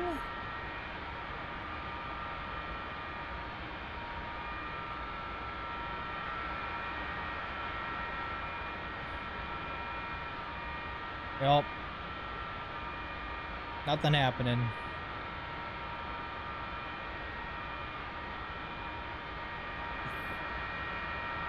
All lie. Alright, I'm done with that. I'll figure it out later, I guess. Go do something fun.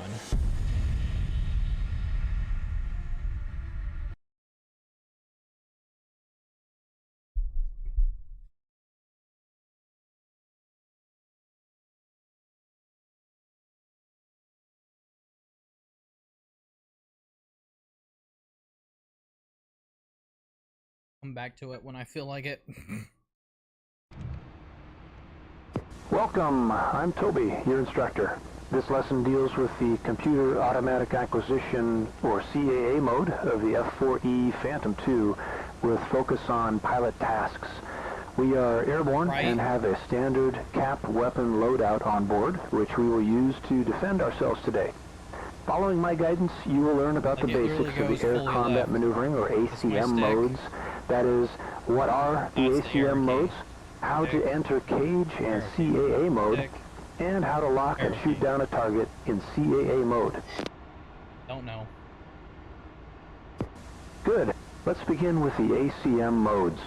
ACM stands for Air Combat Maneuvering and has two modes in the Phantom: Cage mode and CAA mode, with CAA being the only mode that can acquire an actual lock.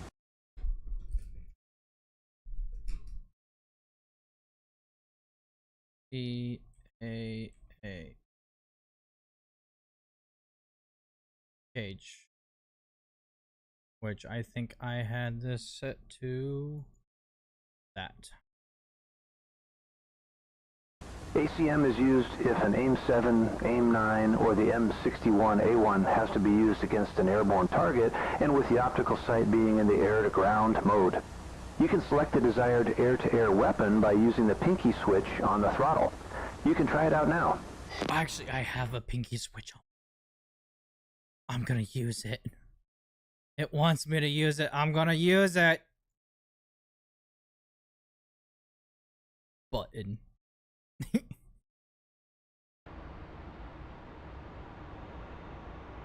Button. Nothing happened. Nothing happened.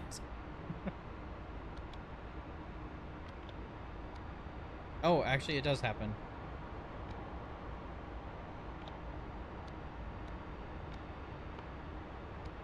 That's the wrong button actually. That's the cage button. So I guess that don't like it. Okay. Well, I think I can look it up in the throttle area. So I guess that is not the right button. Clear that. Put it as that for the cage button. Now we will come down here to the... Definitely was not made for me. I mean, that's the same location as my said switch. Technically. Where the hell is throttle?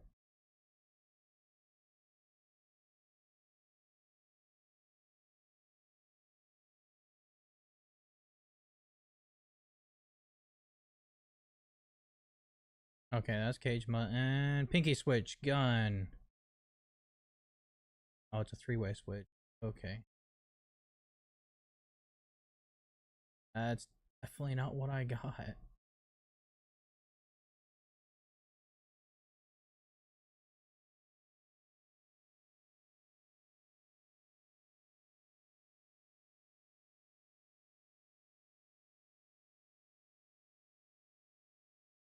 I don't have a three-way switch over here. That's upsetting.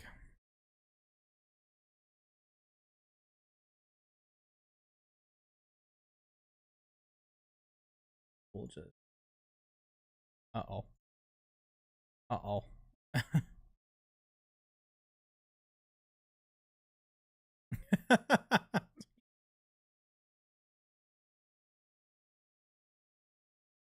Add. Yeah. Fun. Add. Oop. Oh, what the fuck? I can't.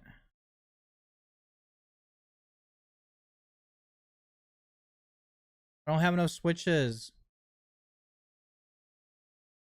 Maybe this will work. Oh, three-way down. And three-way up. Eh? Eh?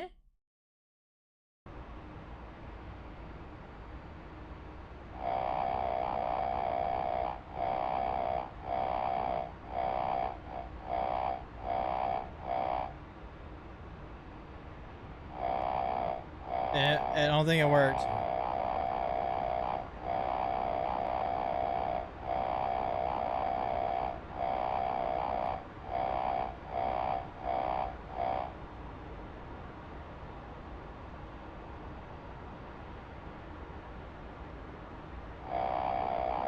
It is a funny noise button. I was hoping that that was gonna work and it did not, so now I'm sad. And no games are made for my throttle, and it really is saddening. I swear. I don't have any buttons over there, do I? I don't know what the fuck that was. Yeah, that really sucks. Because those are already important.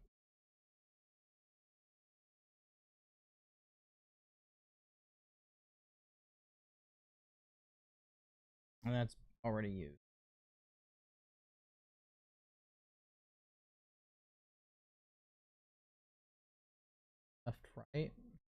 Let's try that. Clear. Clear.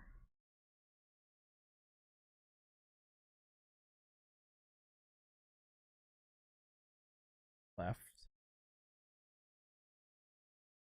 Right. Try that one.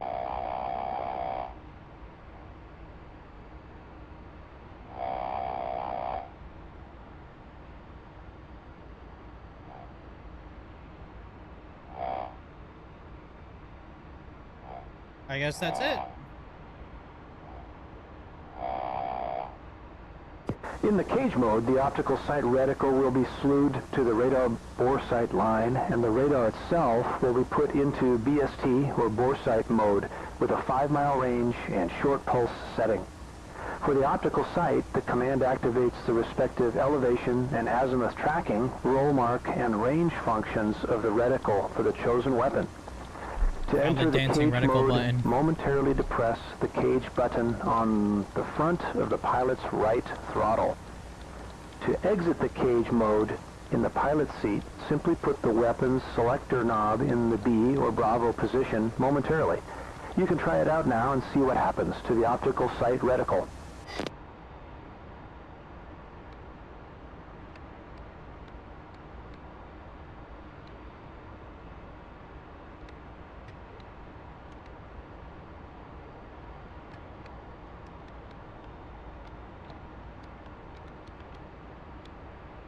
Wait, what? Where it said B?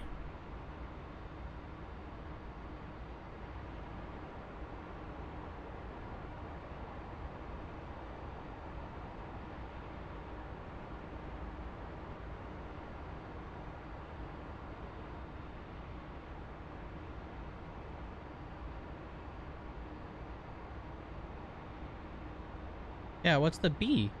B for bombs? I mean, nothing really happened, though.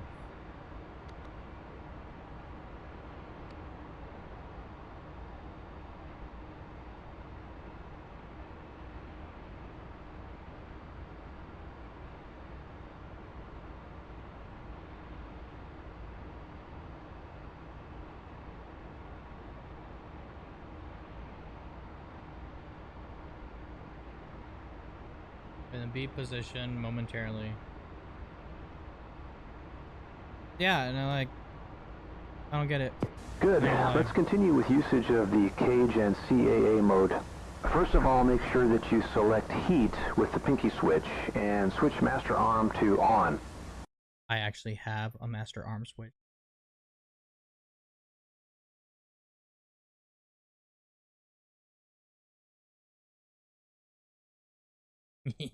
And it's a toggle. Boop. Oh, I actually have 2 separate switches now. Arm. Safe. Although we later want to employ AIM-7 missiles, which are semi-active radar homing, we need the pinky switch in heat to select the right scan area before we switch to cage mode. You can verify these steps by looking at the head-up display indicators. Once you have done that, press the spacebar to continue. We getting somewhere.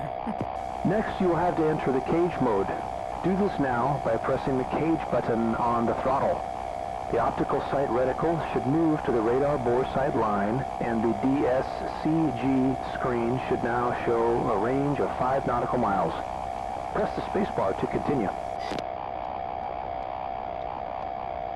I mean, I guess I am in cage mode. Nothing's happening to the reticle now. Now, we will unpause the active pause. Right ahead of you is a flight of IL-76s. To accomplish the CAA lock, make sure to align your target in the optical bore sight and press the nose wheel steering button on the stick. When you have accomplished a valid lock, you can select the radar missiles again with the pinky switch on the throttle. And nose wheel.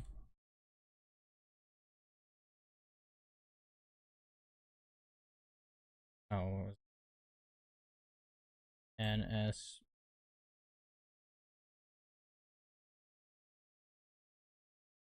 Nose. Wheel.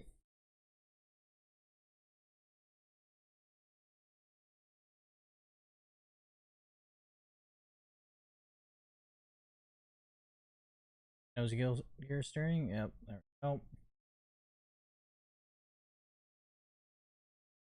And that one. Alright. After that, you will see that the target is being tracked on the DSCG screen, and you get an allowable steering error, which is represented by the circle, 2 range strobes above and below the target representing RMAX and RMAX2, as well as the aim dot, which gives the pilot a steering indication. After the lock has been accomplished and the chute lights illuminate, delay for 4 seconds to ensure that the guidance is good by counting 4 Mississippi before firing the AIM-7 by pulling and releasing the trigger. Now go ahead, establish a lock and shoot down the targets. Okay, so I need to do my trigger as well.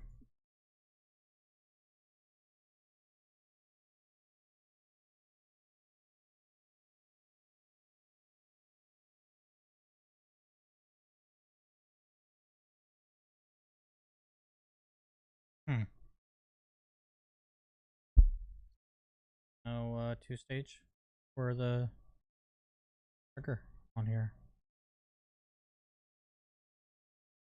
Cool. Press space to continue.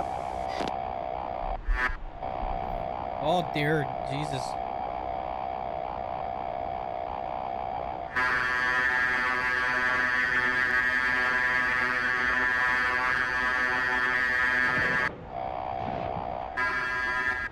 I might have shot 2 on accident. Great, well done. This concludes our lesson for today. If you want, you can now close the mission or continue to practice on the remaining targets.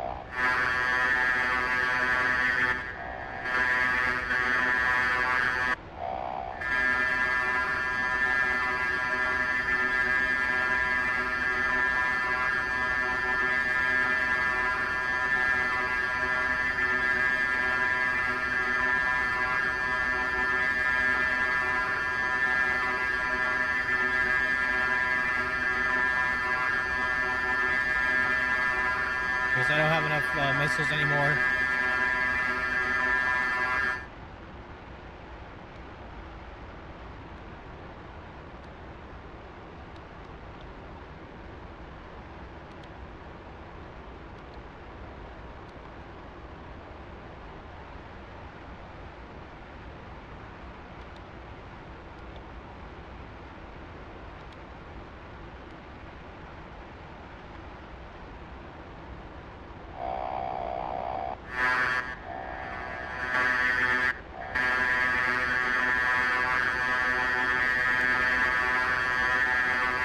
I don't have any more missiles, so there's that. Alright, cool beans. I think that was the end of the lesson, right?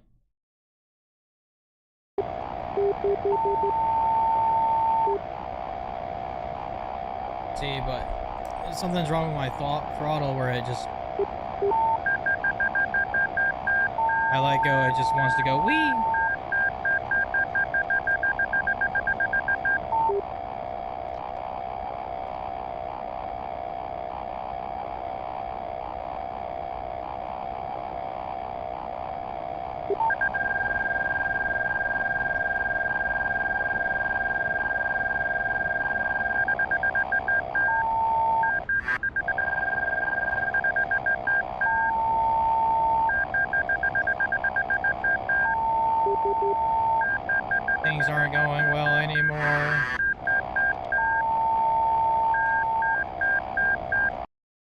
on.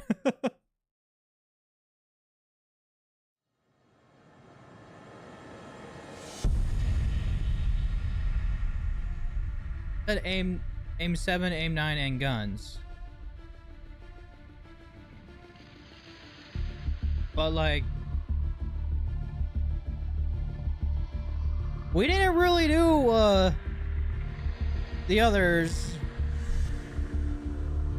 I don't think. Real quick. Something's a little sussy.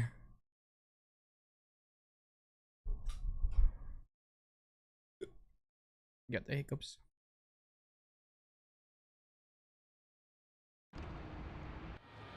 Welcome, I'm Toby, your instructor.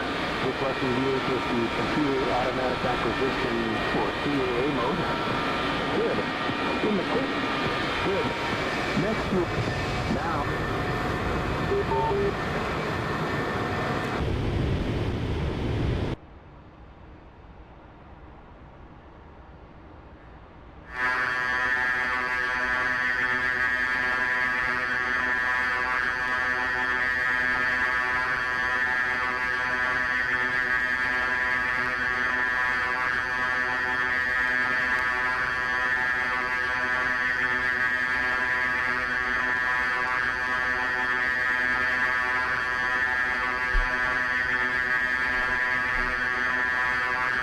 The first one was a fluke.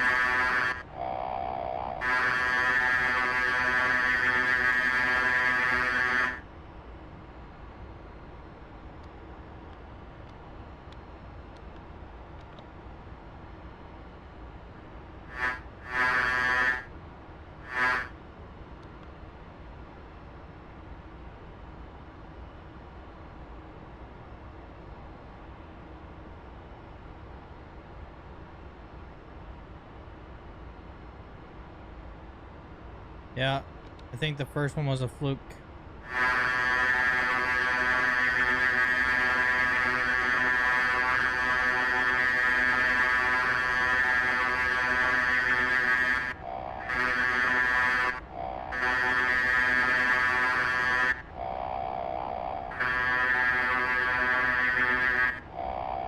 Which ain't shooting.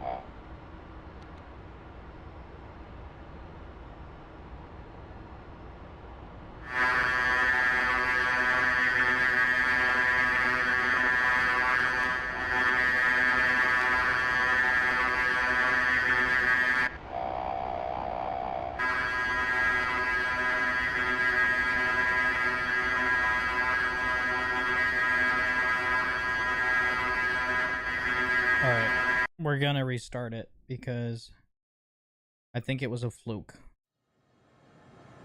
Something weird going on here. They don't want me to get another kill, I guess. Maybe I didn't uncage it, but I'm pretty sure I did. Welcome, I'm Toby. We're gonna just skip all this again. Good. Now. Alright. So, heat, uncage.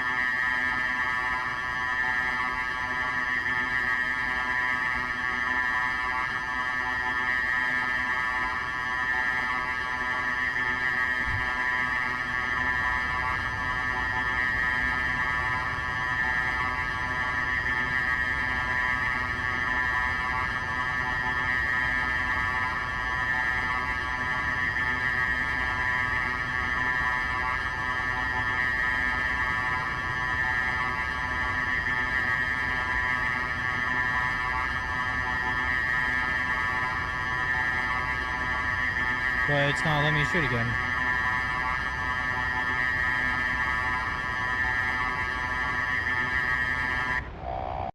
It's so weird.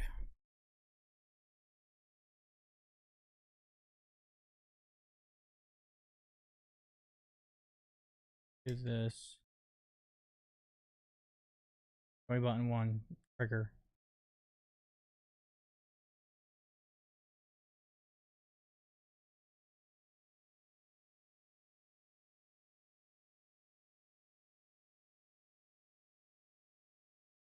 Drag shoot. Careful release.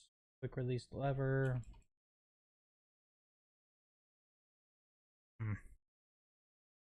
This is really interesting.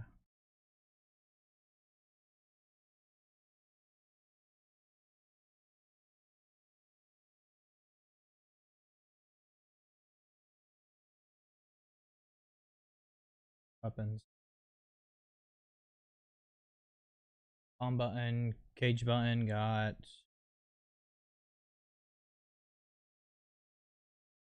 gun rate.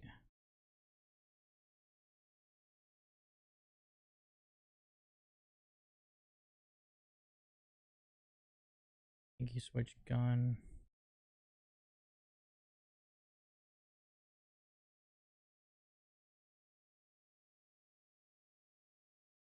Left, right.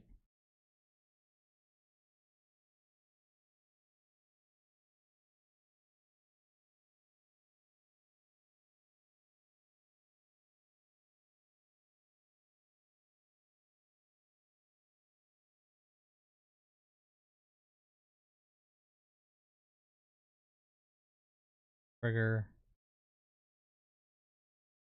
Weapon selector. I really have no idea.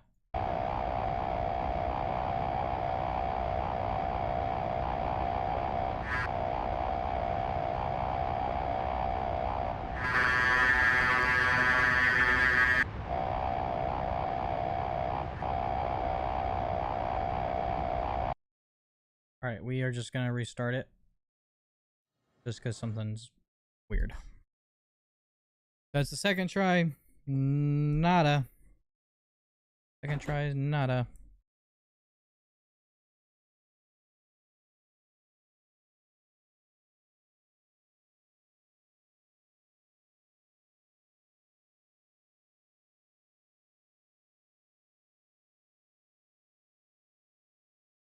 Alright.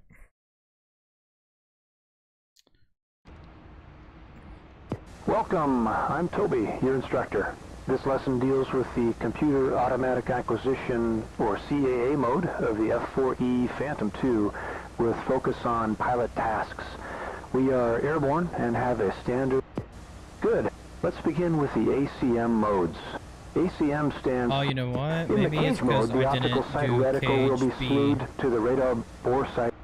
Good. Let's continue with usage of the cage and CAA Or, you know, maybe mode. it's because I'm stupid. First of all, make sure that you select didn't heat set with the master pinky arm switch to and on. switch master arm to on. Plot Although we twist. later want to employ AIM-7 missiles, which are semi-active radar homing, we need the pinky switch in heat to select the right scan area before we switch to cage mode. You can verify these steps by looking at the head-up display indicators. Once you have done that, Makes me press wanna the bet that's what it spacebar was. to continue. Next, you will have to enter the cage mode. Do this now by pressing the cage button on the throttle. The optical sight reticle should Caged. move to the radar bore sight line, and the now we will unpause the active pause. Right ahead.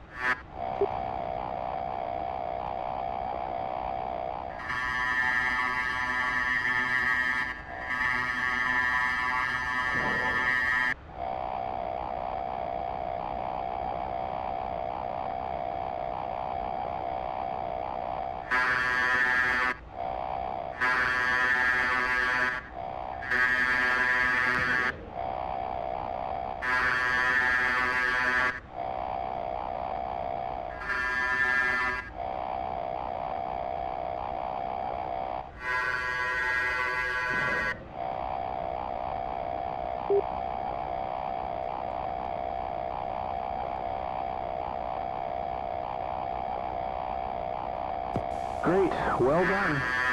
This concludes our lesson for today. If you want, you can now close the mission or continue to practice on the remaining targets.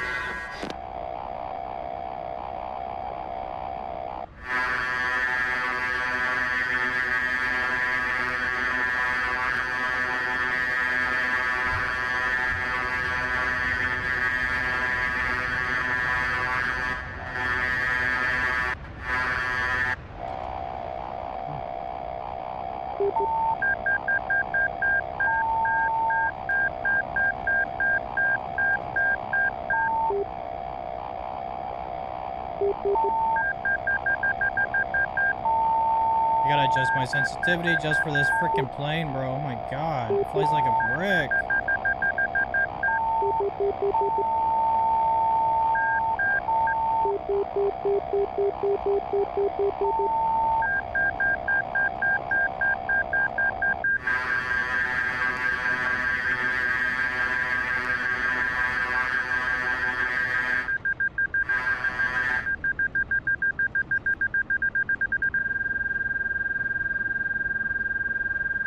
Bro, I have no idea.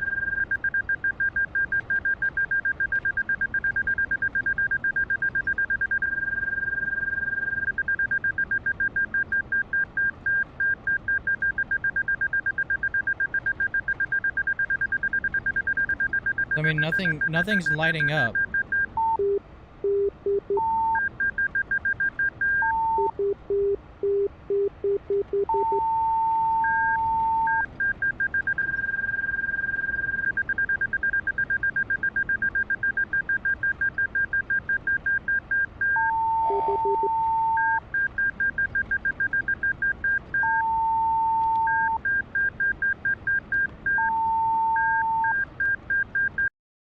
Yeah, it only showed us how to shoot one type of missile. AIM-9L.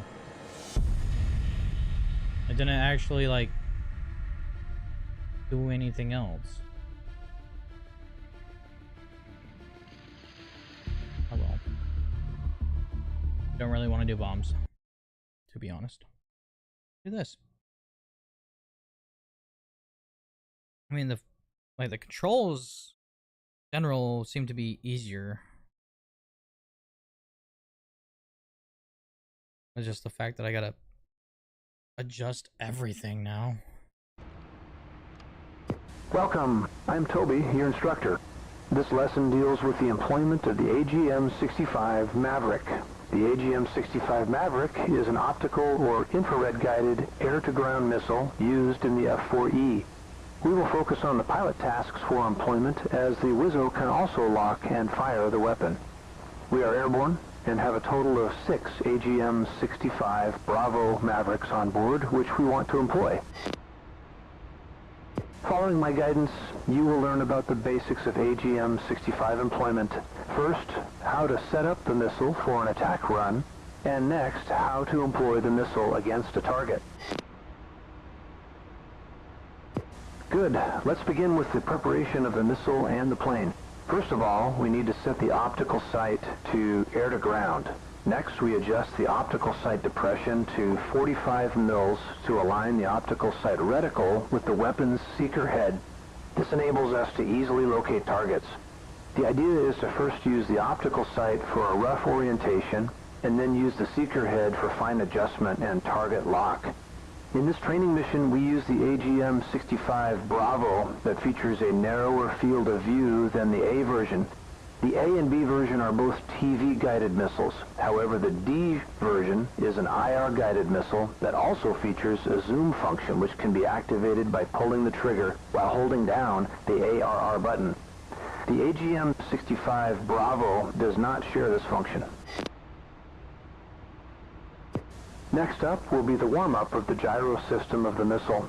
Normally, we would have to turn the weapon select knob to TV and wait for 3 minutes to let the missile warm up fully. To time the warm-up period, the pilot can also utilize the stopwatch. Because we started airborne, the warm-up is already done for us, and we don't need to redo this.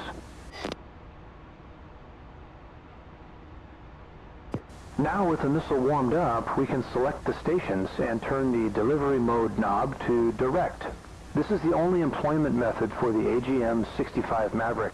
In the F-4E, the Maverick can only be loaded on the left inboard and right inboard stations. Now go ahead and select those stations. After that, we can set up the DSCG screen to feed us the TV picture of the missile. For that, we need to turn the screen source switch on the pedestal panel to TV. Go ahead and try that now.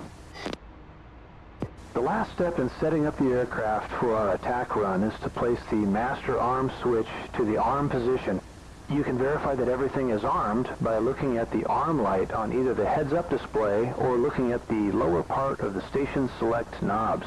In all these locations, arms should now be illuminated. Indeed it is. To start the TV feed, simply press the trigger on the stick once. The seeker head can be slewed by holding down the ARR button in combination with moving the forward hand control.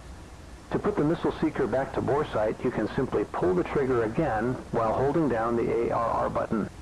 You can try this now. At ARR.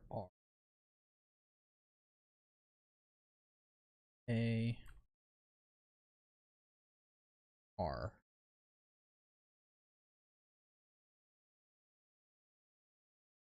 Nope.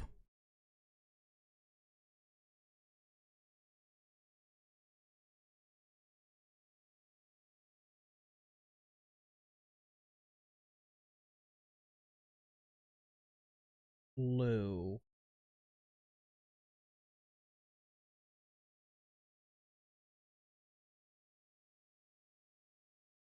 Try this.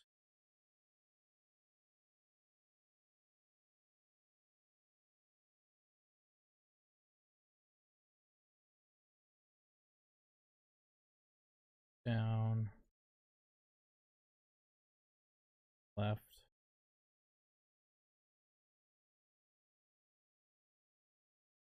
Up.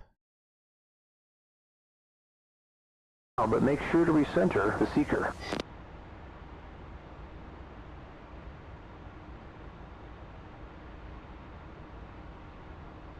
Yeah, it said ARR.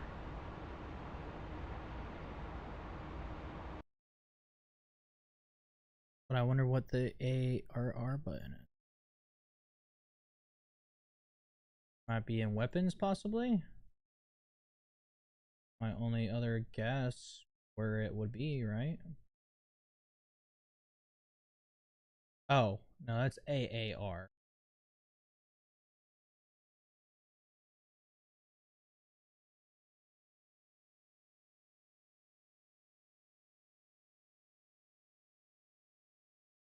Master arm.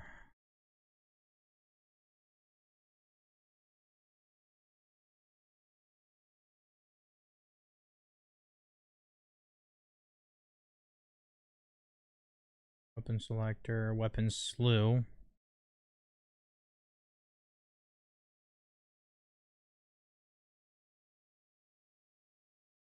Yeah, what's the ARR button?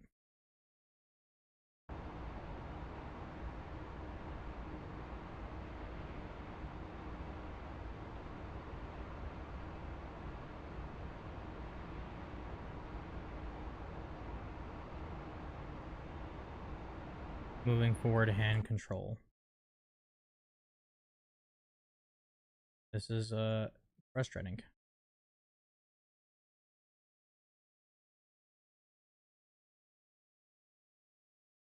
But what is the ARR button? Bro, what the hell? This is where Google comes in.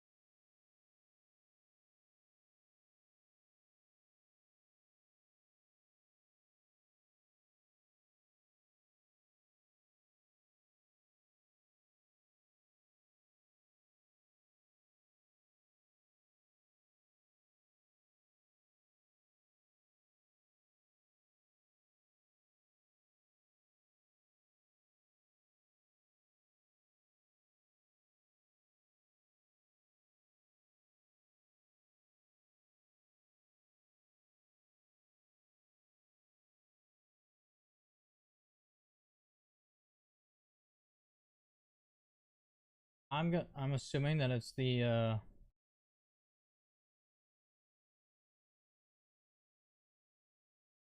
uncage button.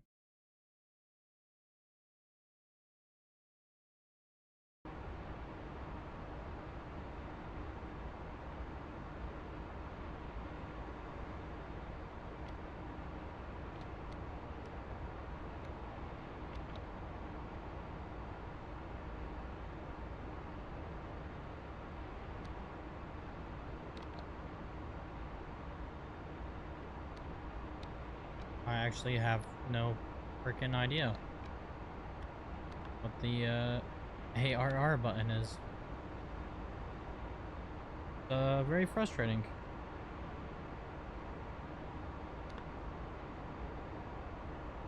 Wait, it just said air refuel.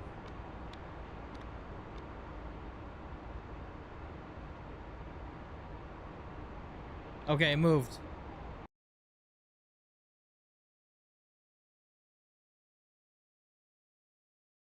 ARR.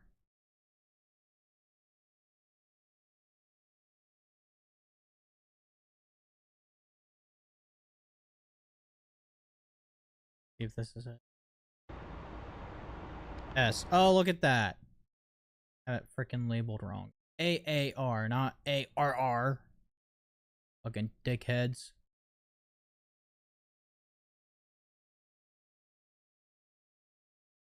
Oh, don't want that shit. Oh, you know what? We'll do that as that. Wrong button. That. Alright, so now this thing should move.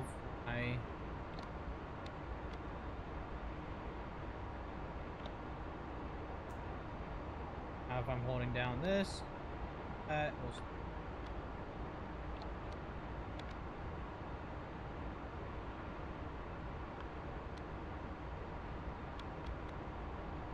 I have no idea. Okay, good. Let's continue with usage of the AGM-65 Maverick. Now that the aircraft is fully set up and ready to fire the weapon, there's not much left to do. In general, it's best practice to place the reticle directly over the target and press and release the ARR button to lock the target. The 4 dots around the center will narrow down around the locked target. If you want to change lock, just press and hold down the ARR button again and slew the seeker away. If you got a lock and want to fire the missile, just press and hold the bomb button until the missile is launched. To launch another missile, simply press the trigger again to start a new camera feed and lock the target again with the ARR button.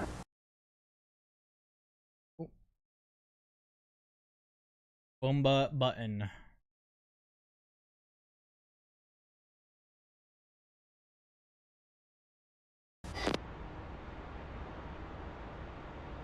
Now we will unpause the active pause. Right ahead of you is a target placed on the abandoned runway X near Cobaleti. You can then start with the attack run. Keep in mind to lock the target first, and then press and hold the bomb button until the missile is launched.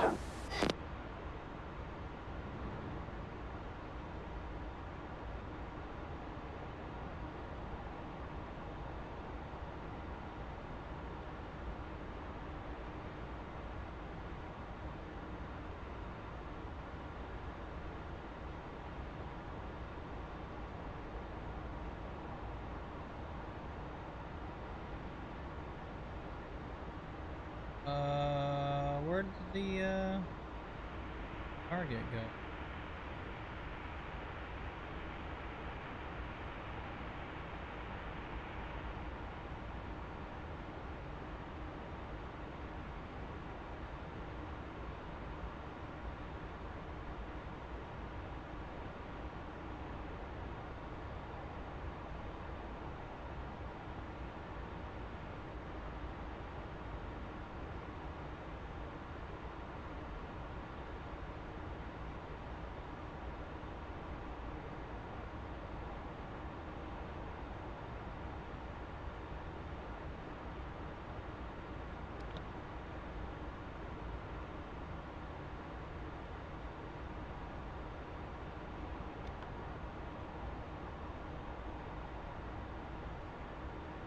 ain't working out well for us here, folks.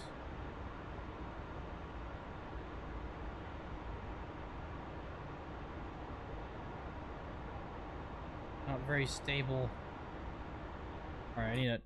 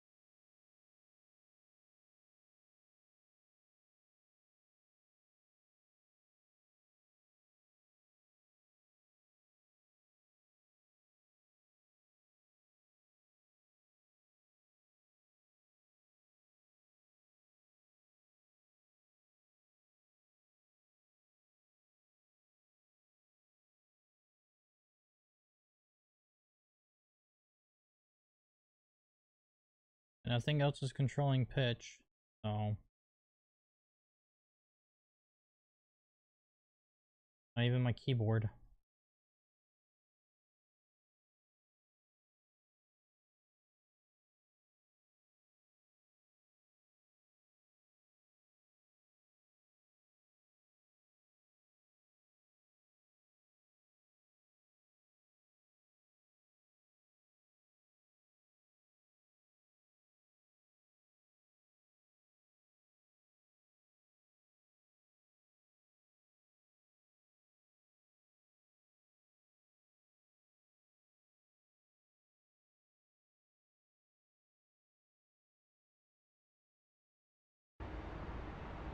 Crazy, we still going up.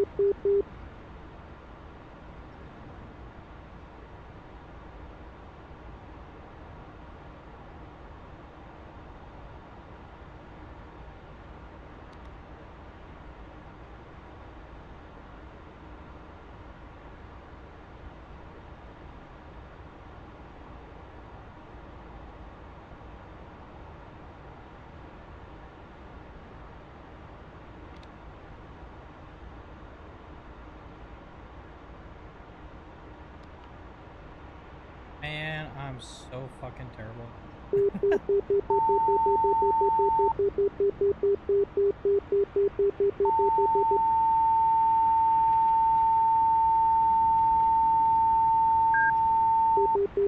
Like, I have no idea why my stick's doing that. It's like it has stick drift according to the game, even though it doesn't.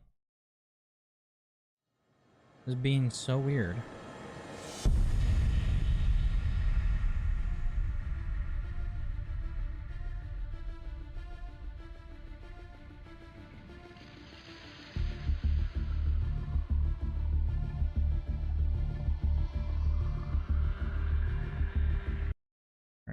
Try again.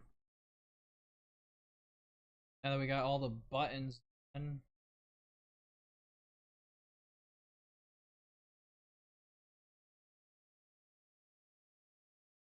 I already looked at my axis, nothing's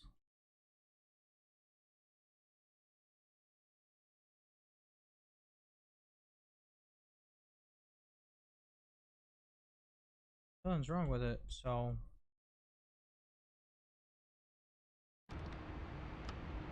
Welcome, I'm Toby, your instructor. This lesson deals with the employment of the AGM-65 Maverick. The AGM-65 Maverick is an optical or infrared-guided air-to-ground missile used in the F-4E. We will focus on the pilot tasks for employment, as the Wizzo can also lock and fire the weapon. Good. Let's begin with the preparation of the missile and the plane. First of all, we need to set the optical sight to air-to-ground. Next, we adjust the optical sight depression to 45 mils to align the optical sight reticle with the weapon's seeker head. This enables us to easily locate targets. The idea is to first use the optical sight for a rough orientation, and then use the seeker head for fine adjustment and target lock. In this training mission, we use the AGM-65 Bravo that features a narrower field of view than the A version.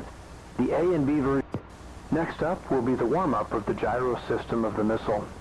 Now with the missile warmed up, we can select the stations and turn the delivery mode knob to direct. After that, we can set up the DSCG screen to feed us the TV picture of the missile. For that, we need to turn the screen. The last step in setting up the aircraft for our attack run is to play. To start the TV feed, simply press the trigger on the stick once. The seeker head can be slewed by holding down the ARR button in combination with moving the forward hand control. To put the missile seeker back to bore sight, you can simply pull the trigger again while holding down the ARR button. You can try this now, but make sure to recenter the seeker. That worked. Okay, good. Let's continue with usage of the AGM-65 Maverick. Now that the aircraft is fully set up and ready to fire the weapon, there is not much left to do. In general, it's best practice to place the reticle directly over the target and press and release the ARR button to lock the target. The 4 dots around the center will narrow down around the locked target. If you want to change lock, just press and hold down the ARR button again and slew the seeker away. If you got a lock and want to fire the missile, just press and hold the bomb button until the missile is launched. To launch another missile, simply press the trigger again to start a new camera feed and lock the target again with the ARR button.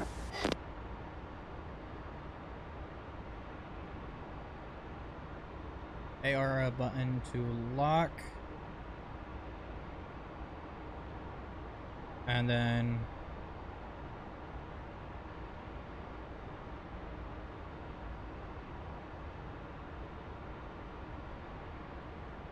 put it away. If you want to get a lock and fire, push the bomb button. Now we will unpause the active pause. And there we go. Let's go.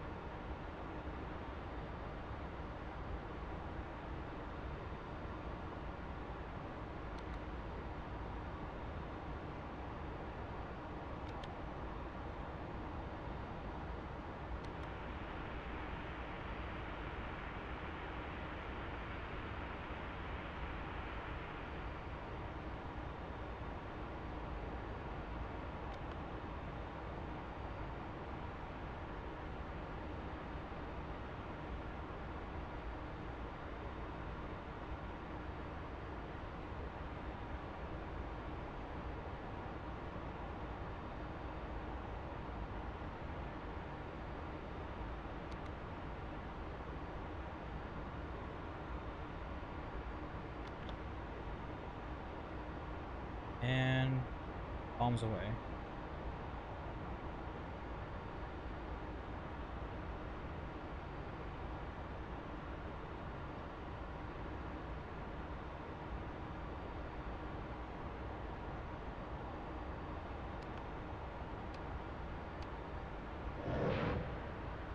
You gotta hold it.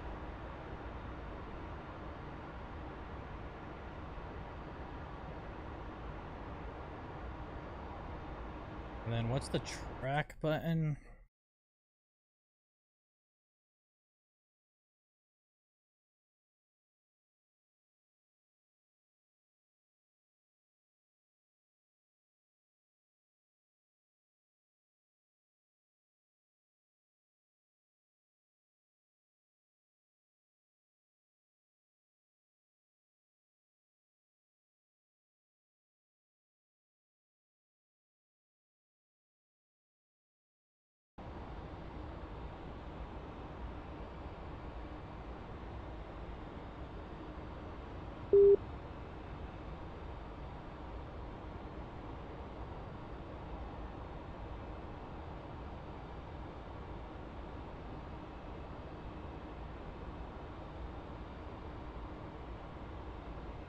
It. Nice. Okay, so, problem.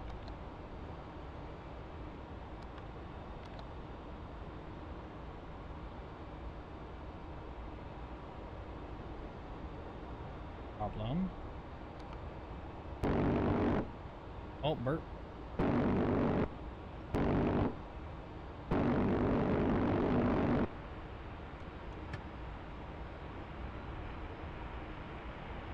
Oh, it does not have a whole lot.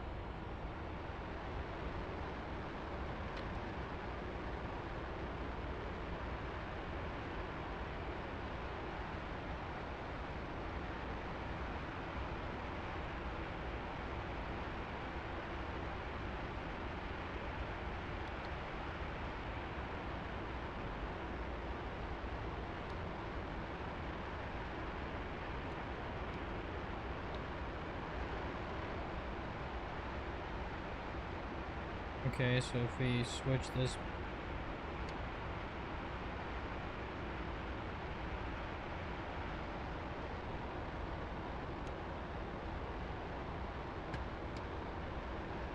back to TV,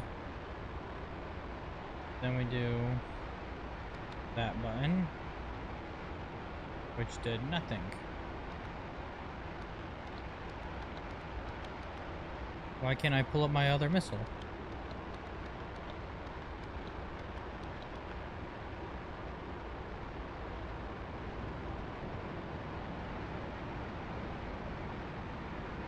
Oh, master arm on. Try that out.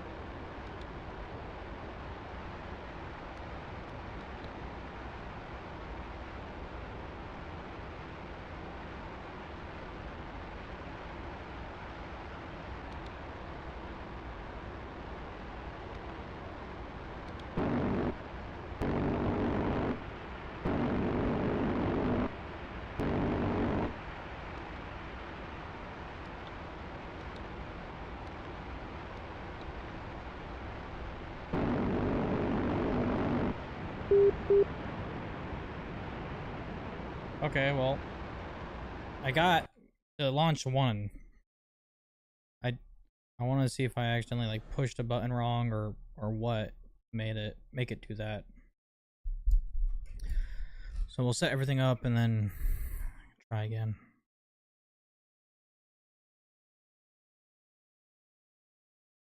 I'm gonna look more into this reasoning of why it's doing this. I'm Toby, your instructor. This lesson deals with the employment of the AGM-65 Maverick. The AGM-65 Maverick is an optical or infrared-guided air-to-ground missile used in the F-4E. We will focus on the pilot tasks for employment, as the Wizzo can also lock and fire the weapon. We are airborne and have a total of 6 AGM-65 Bravo Mavericks on board, which we want to employ.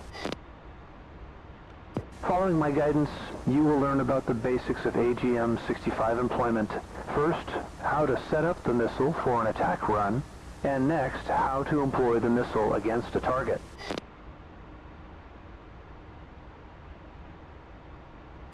Good.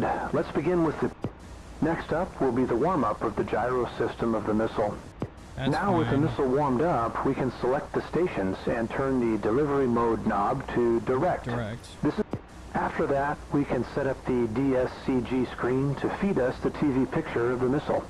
For that, we need to turn the screen source switch on the pedestal panel to TV. Go ahead and try that now. The last step in setting up the aircraft for our attack run is to place the master arm switch to the arm position. You can verify that everything is armed by looking at the arm light on either the heads-up display. That's done. To start the TV feed, simply press the trigger on the stick once. The seeker head can be slewed by holding down the ARR button in combination with moving the forward hand control. Alright. To put the missile seeker back to bore sight, you can simply pull the trigger again while holding down the ARR button. You can try this now, but make... Okay, now we will...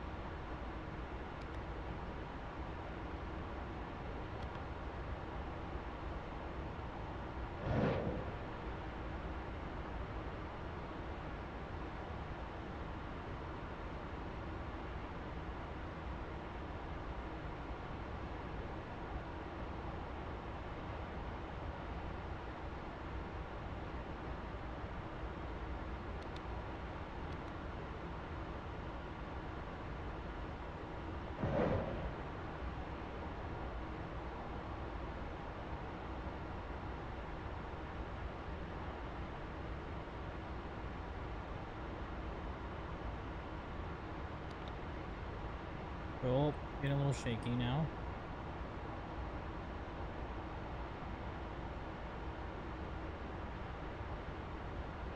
A little shaky again. Great, well done.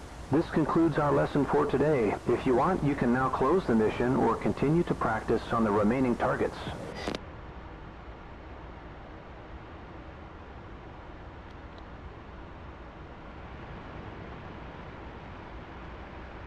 You want me just flying slow as hell?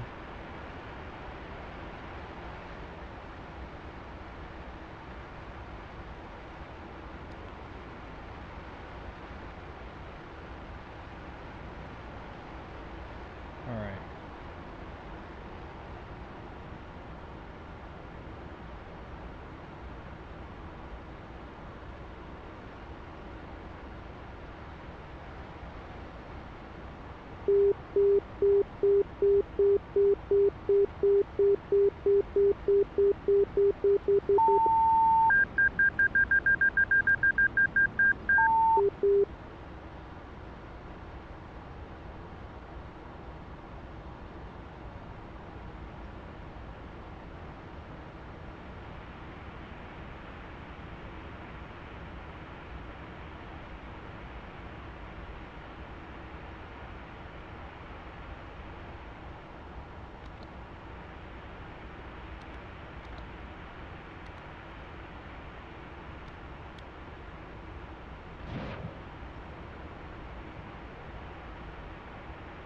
Too close.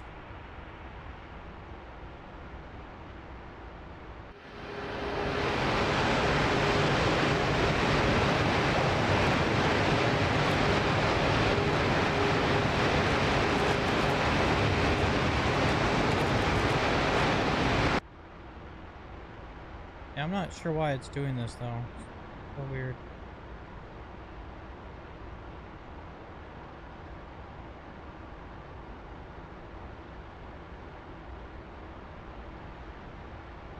I let go. And it's not even like it's the stick's pulled up or anything either. So weird.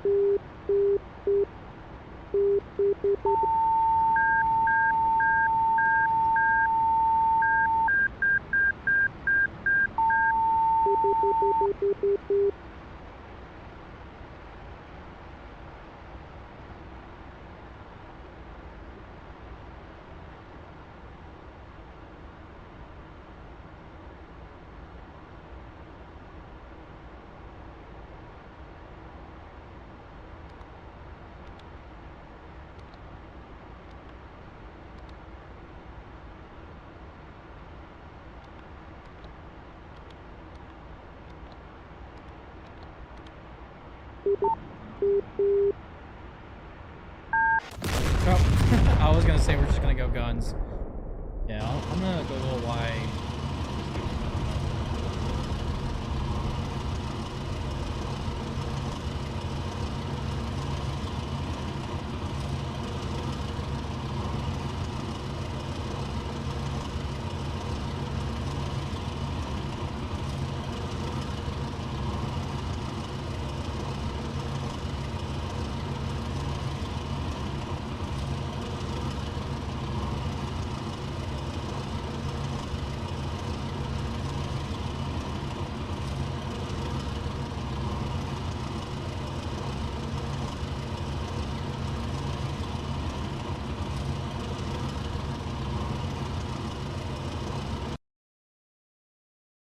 Options.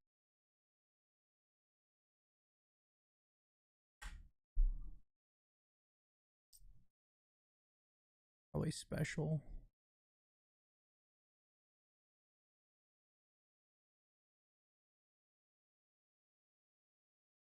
System.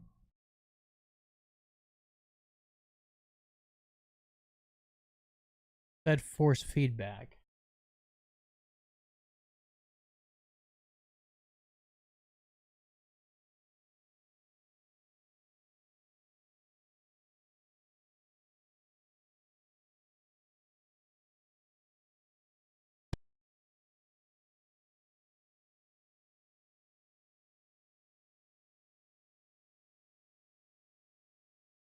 Force feedback.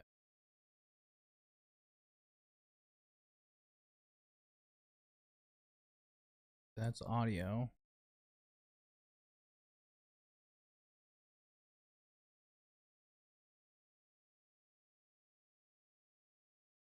I'm gonna quit this real quick.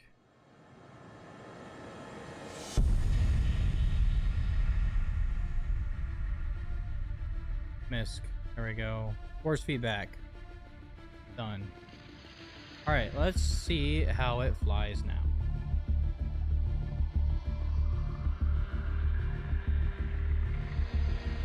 The training. Maverick.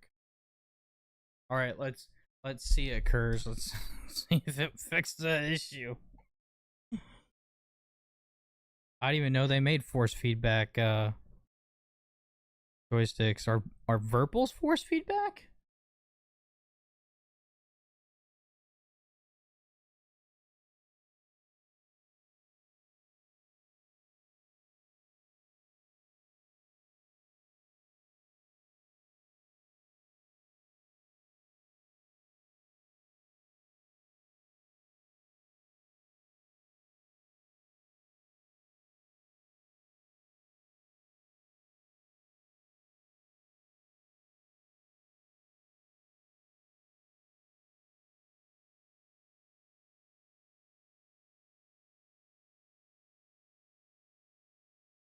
Nope.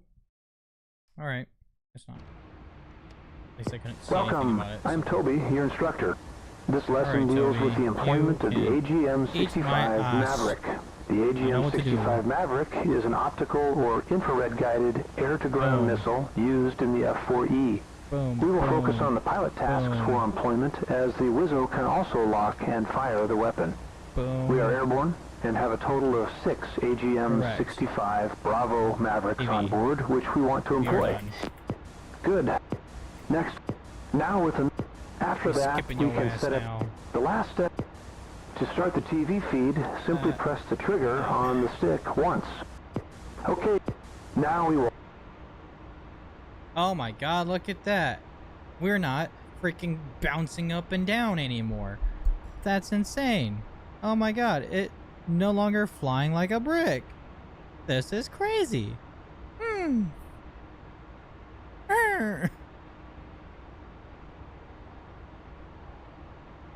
That's probably why it would yeet me to all heaven after I'd launched the Maverick, too.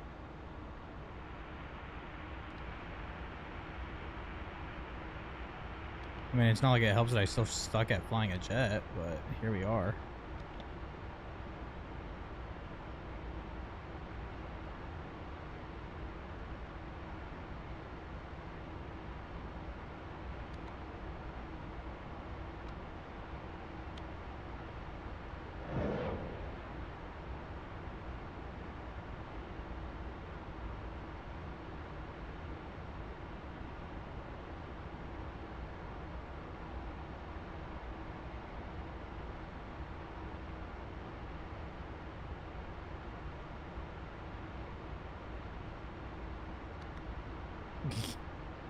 Trying to just get that button swipe.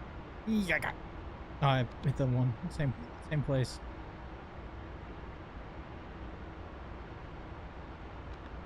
There we go.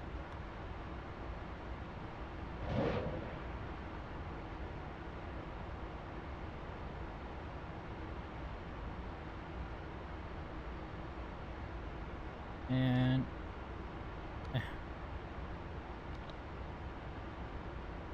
so close yet. Great, well done. So This far concludes away. our lesson for today. If you want, you can now close the mission or continue to practice on the remaining targets.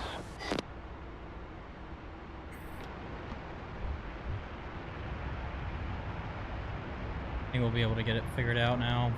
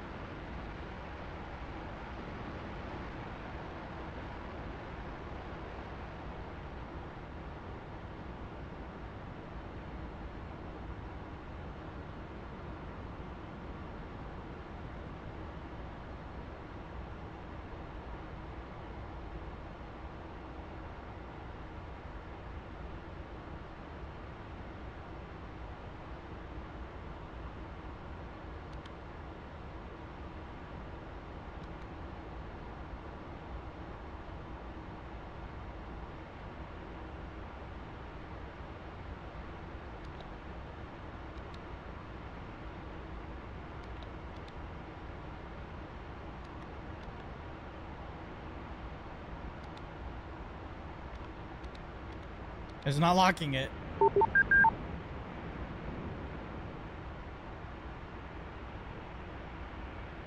Alright, I need to, like, really find out how to, you know, fly.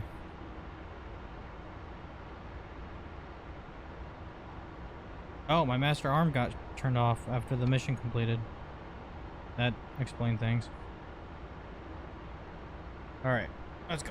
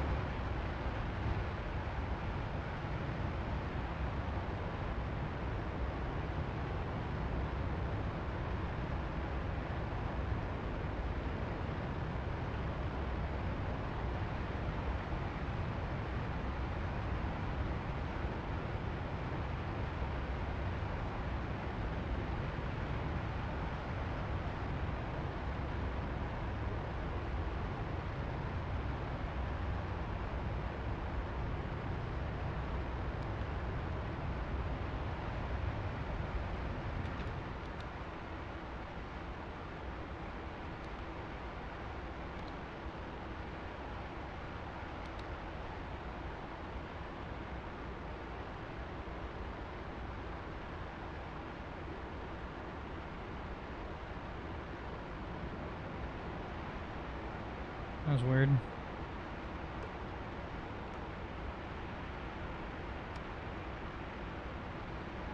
Why'd my master arm get shut off? I just turned it on.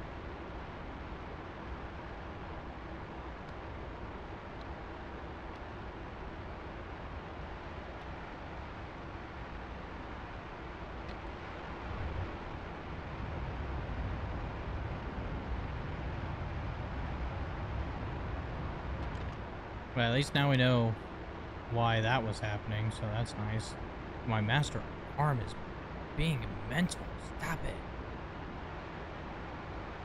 And I'm not pushing the safe button because it's got the cover on it.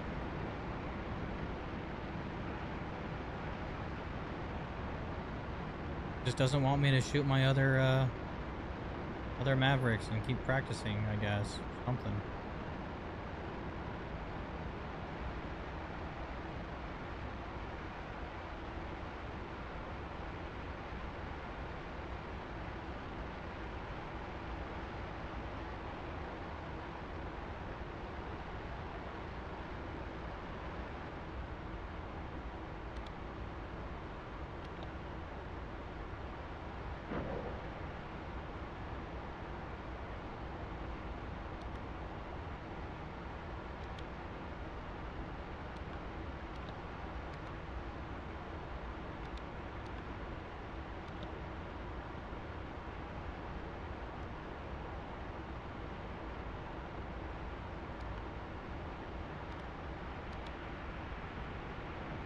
I just gotta find out how to fly smoother. That's all it really is. I mean, these pedals aren't the best.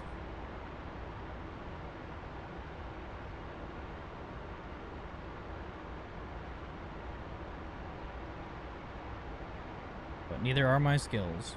So. Mainly because I just actually don't know how to fly a plane. So.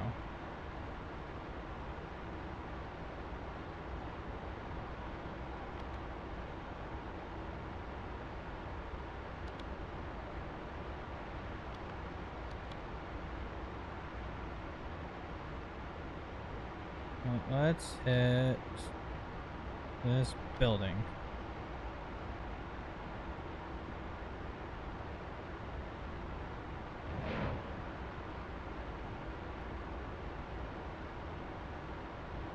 And my little tracker thing's not working either. I'm supposed to track the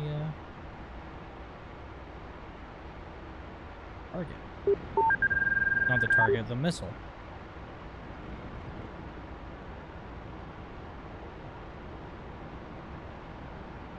I think we still got like a crap ton left, so I have no idea why my master arm keeps going on and off though.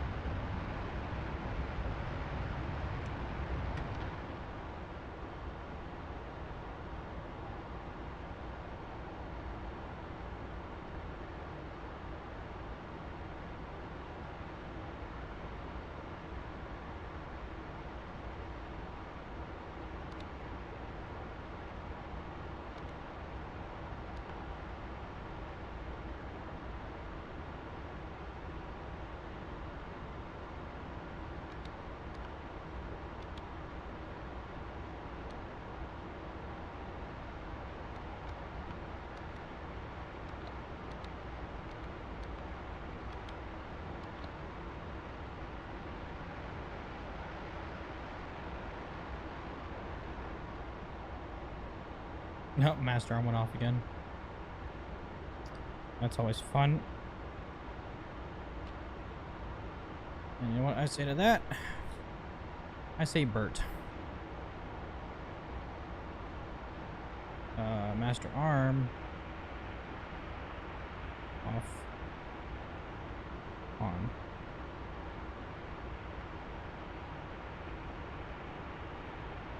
The master arm switch is a little broken on this.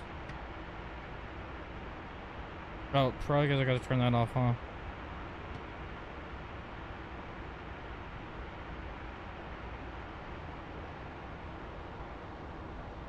Nope.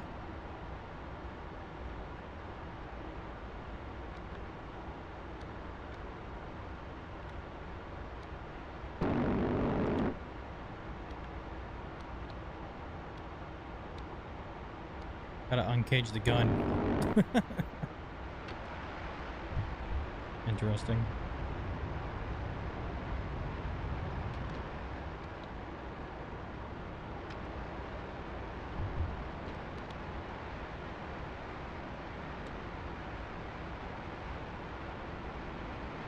There he goes, shutting shit off again.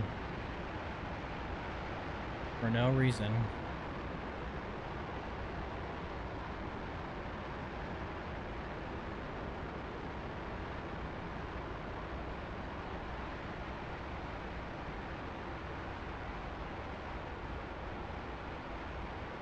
Yeah, these tutorials for this plane are not very in-depth like the rest are.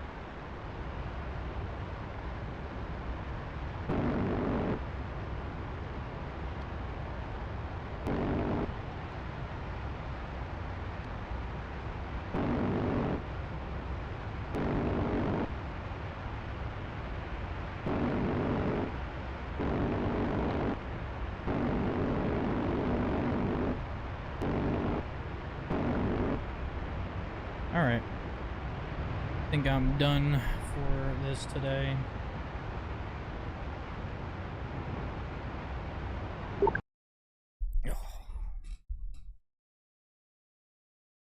Yeah, there's not a whole lot of training missions though. Like, not a whole lot. It's crazy. Anyways, everybody, we are gonna